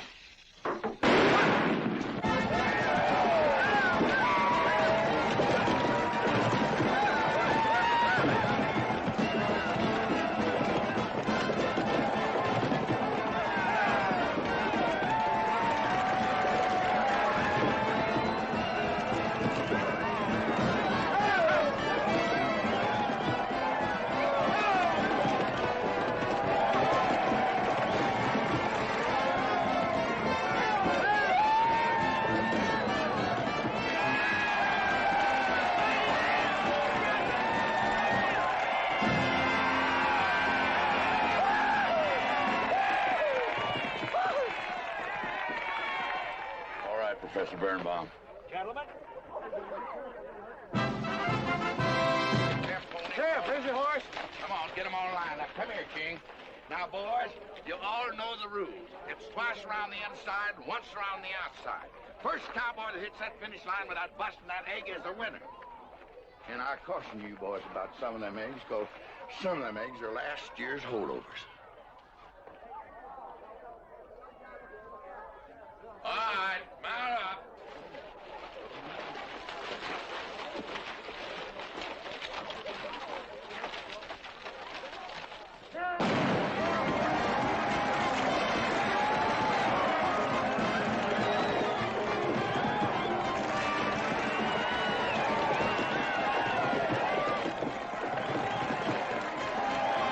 Catherine, my dear, you seem to be enjoying yourself. Oh, yes. This is wonderful. It's the only thing I really do enjoy about this barbaric country, the 4th of July celebration. Well, Catherine, I've been here for 3 days. I haven't heard from you. Is anything wrong? Wrong? Well, I just hope that it hasn't been necessary for you to say anything to GW. What are you talking about? Well, Catherine, you see, I'm in a rather delicate position, being governor of the territory and all. I just hope you haven't found it necessary to say anything about... About what? About you and me.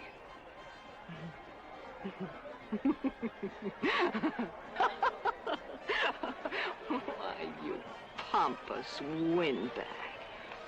Do you think that you're the only man who's ever tried to play patty fingers with me, who's ever tried to lure me into the moonlight? Well, no, but I... Well, I'm a big girl and I can take care of myself. My husband knows it. I can assure you, Governor, that your reputation is untarnished. Now get out of my way.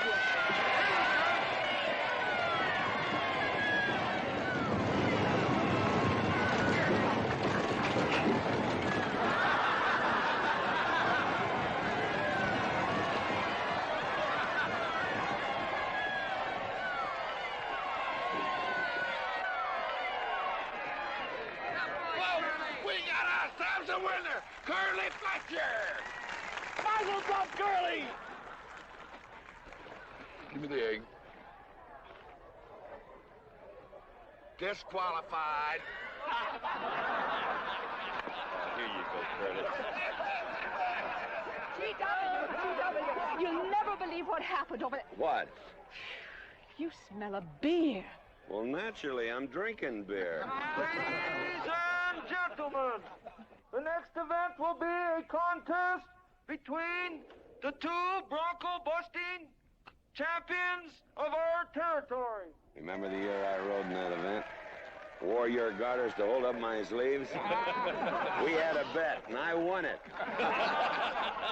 George Washington McLintock, you are a very crude man. Well, I guess so, but that was a rough horse, like to jarred my insides loose. But it was worth it. 3 beers.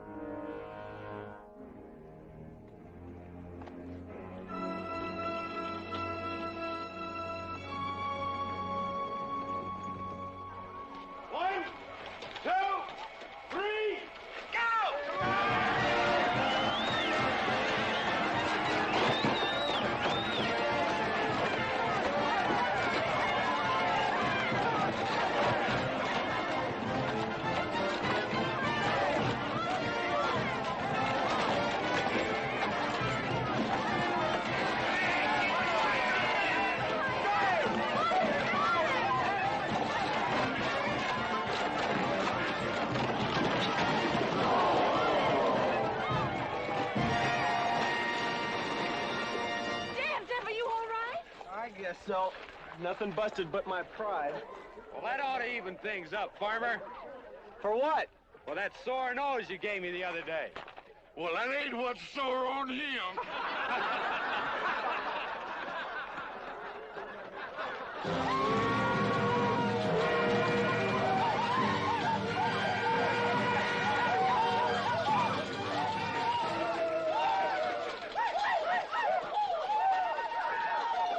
The closing event is the cow pony race.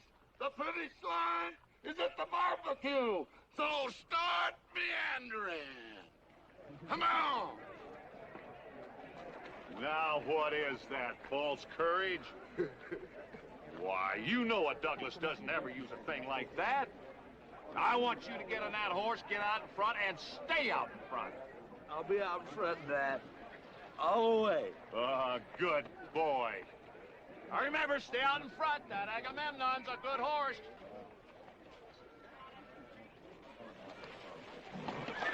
Oh, Agamemnon.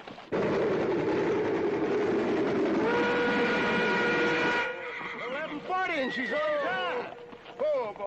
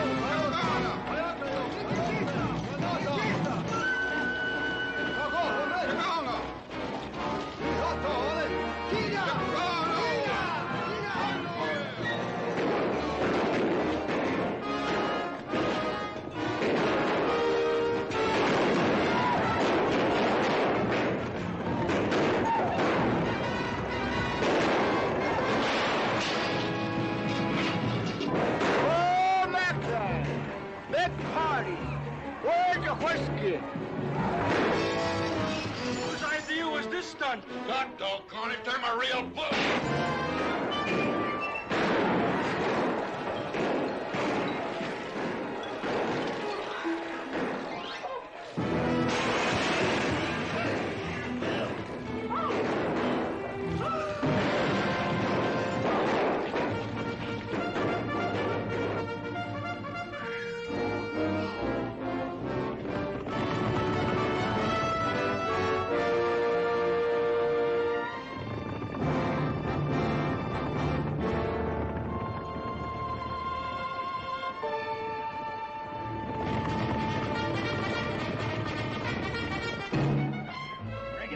Excitement you'd want for one 4th of July, eh? Puma finally got his way, but I reckon he's riding out his last war party. We won't get very far. But one thing still has me puzzled. Where did they get the guns? I was wondering the same thing. My kidney's been bothering me. Funny? GW!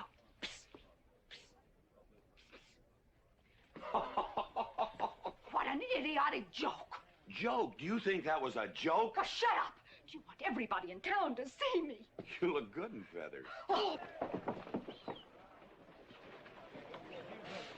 Dev, I think they've gone. Yeah. What are you going to do about it? What can I do? Nothing. Just like you've always done.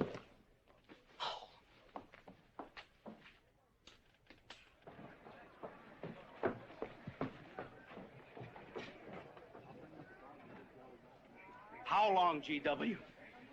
How long what? Cat, she's been riding herd on you for 2 years now. I'm a peaceable man. But my father used to say, you raise your voice, it doesn't do any good. It's time to raise your hand. Well, I've been planning to do something about it. I'll have another talk with her. Talk to her? Talk to her? Talking won't do any good. Becky, have you seen your... What's been happening around here? You've got hay all over you. Been some mighty sneaky goings-on here during that raid, Mr. McClintock. Who was it said only a trollop could kiss a man before they were formally engaged? Oh, but we are engaged, sir. You are? That is, with your permission. Well, you've got it. Oh, Mrs. Warren? I think it's wonderful. I guess this is the only engagement that ever started off of a spanking. I reckon Birnbaum is right. All right. Lord bless us, this is gonna be a great day. Doggone it, folks. Let's don't let a little old Indian raid break up a good barbecue and a rodeo. Yeah, meat's on. Let's go. You contestants get ready for the cow pony race.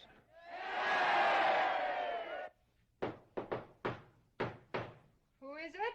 It's me. Let me in. Not now. Are you insane? I want to talk to you. It'll have to wait. I've taken all I'm going to take from you. You are insane. You are going to tell me why you packed up, picked up, and walked out on me. 2 years ago, you remember, you came home from Denver with lipstick all over your...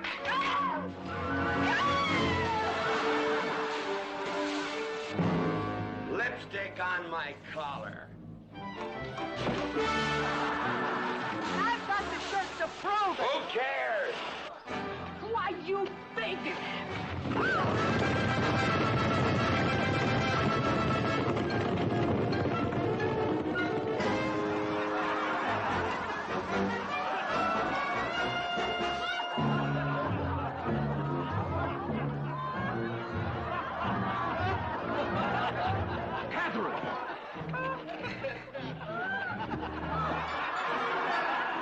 T.W., you are a ruffian.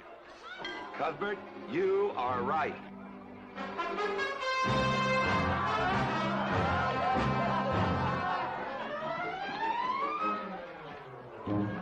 Well, what kind of a family is that? The best. And dangerous, son. Who won the race? Who cares, Agard? History's being made.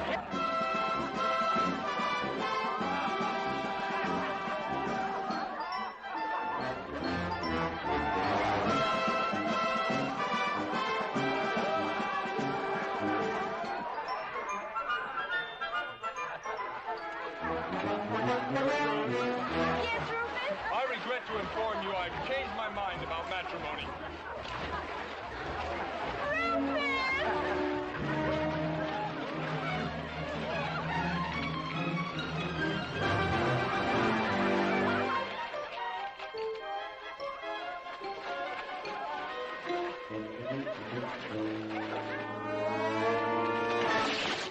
Hey, Mrs. McLintock!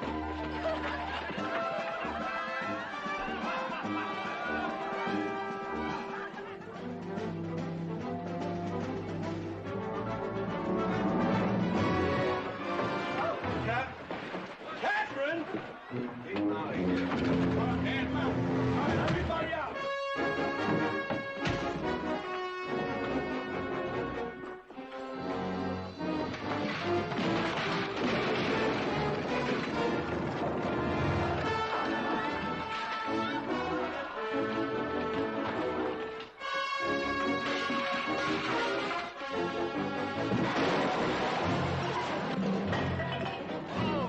Looks like T.W.'s buying out the whole score. I'm afraid you're right.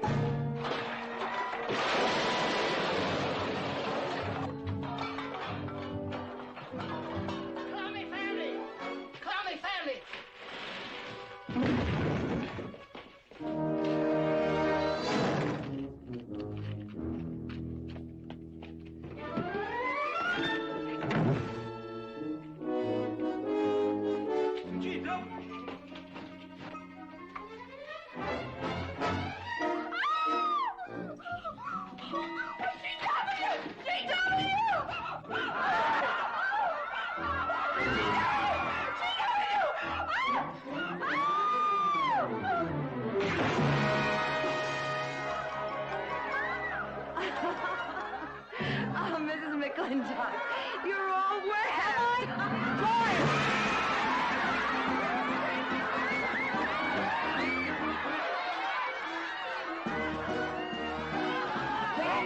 GW. Oh, pardon me.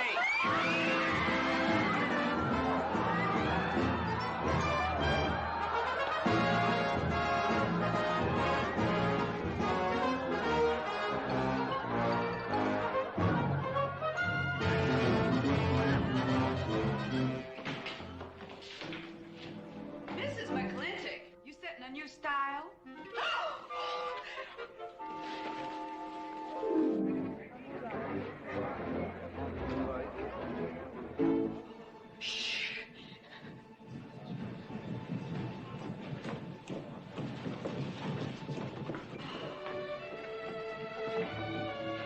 Mr. McLintock, in here!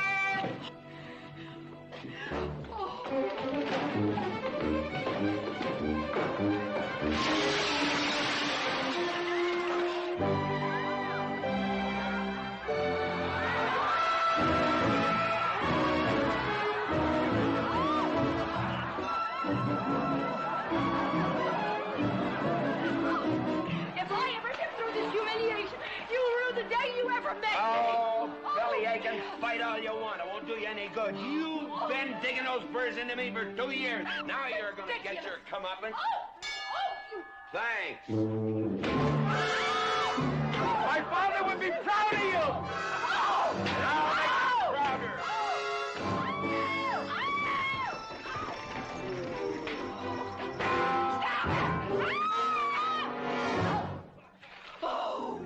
Keep it. You may need it. Now get your divorce.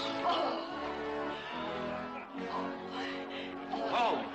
Don't spare the horse. Home, you heard me. Don't think you're going to get rid of me that easy. Yeah.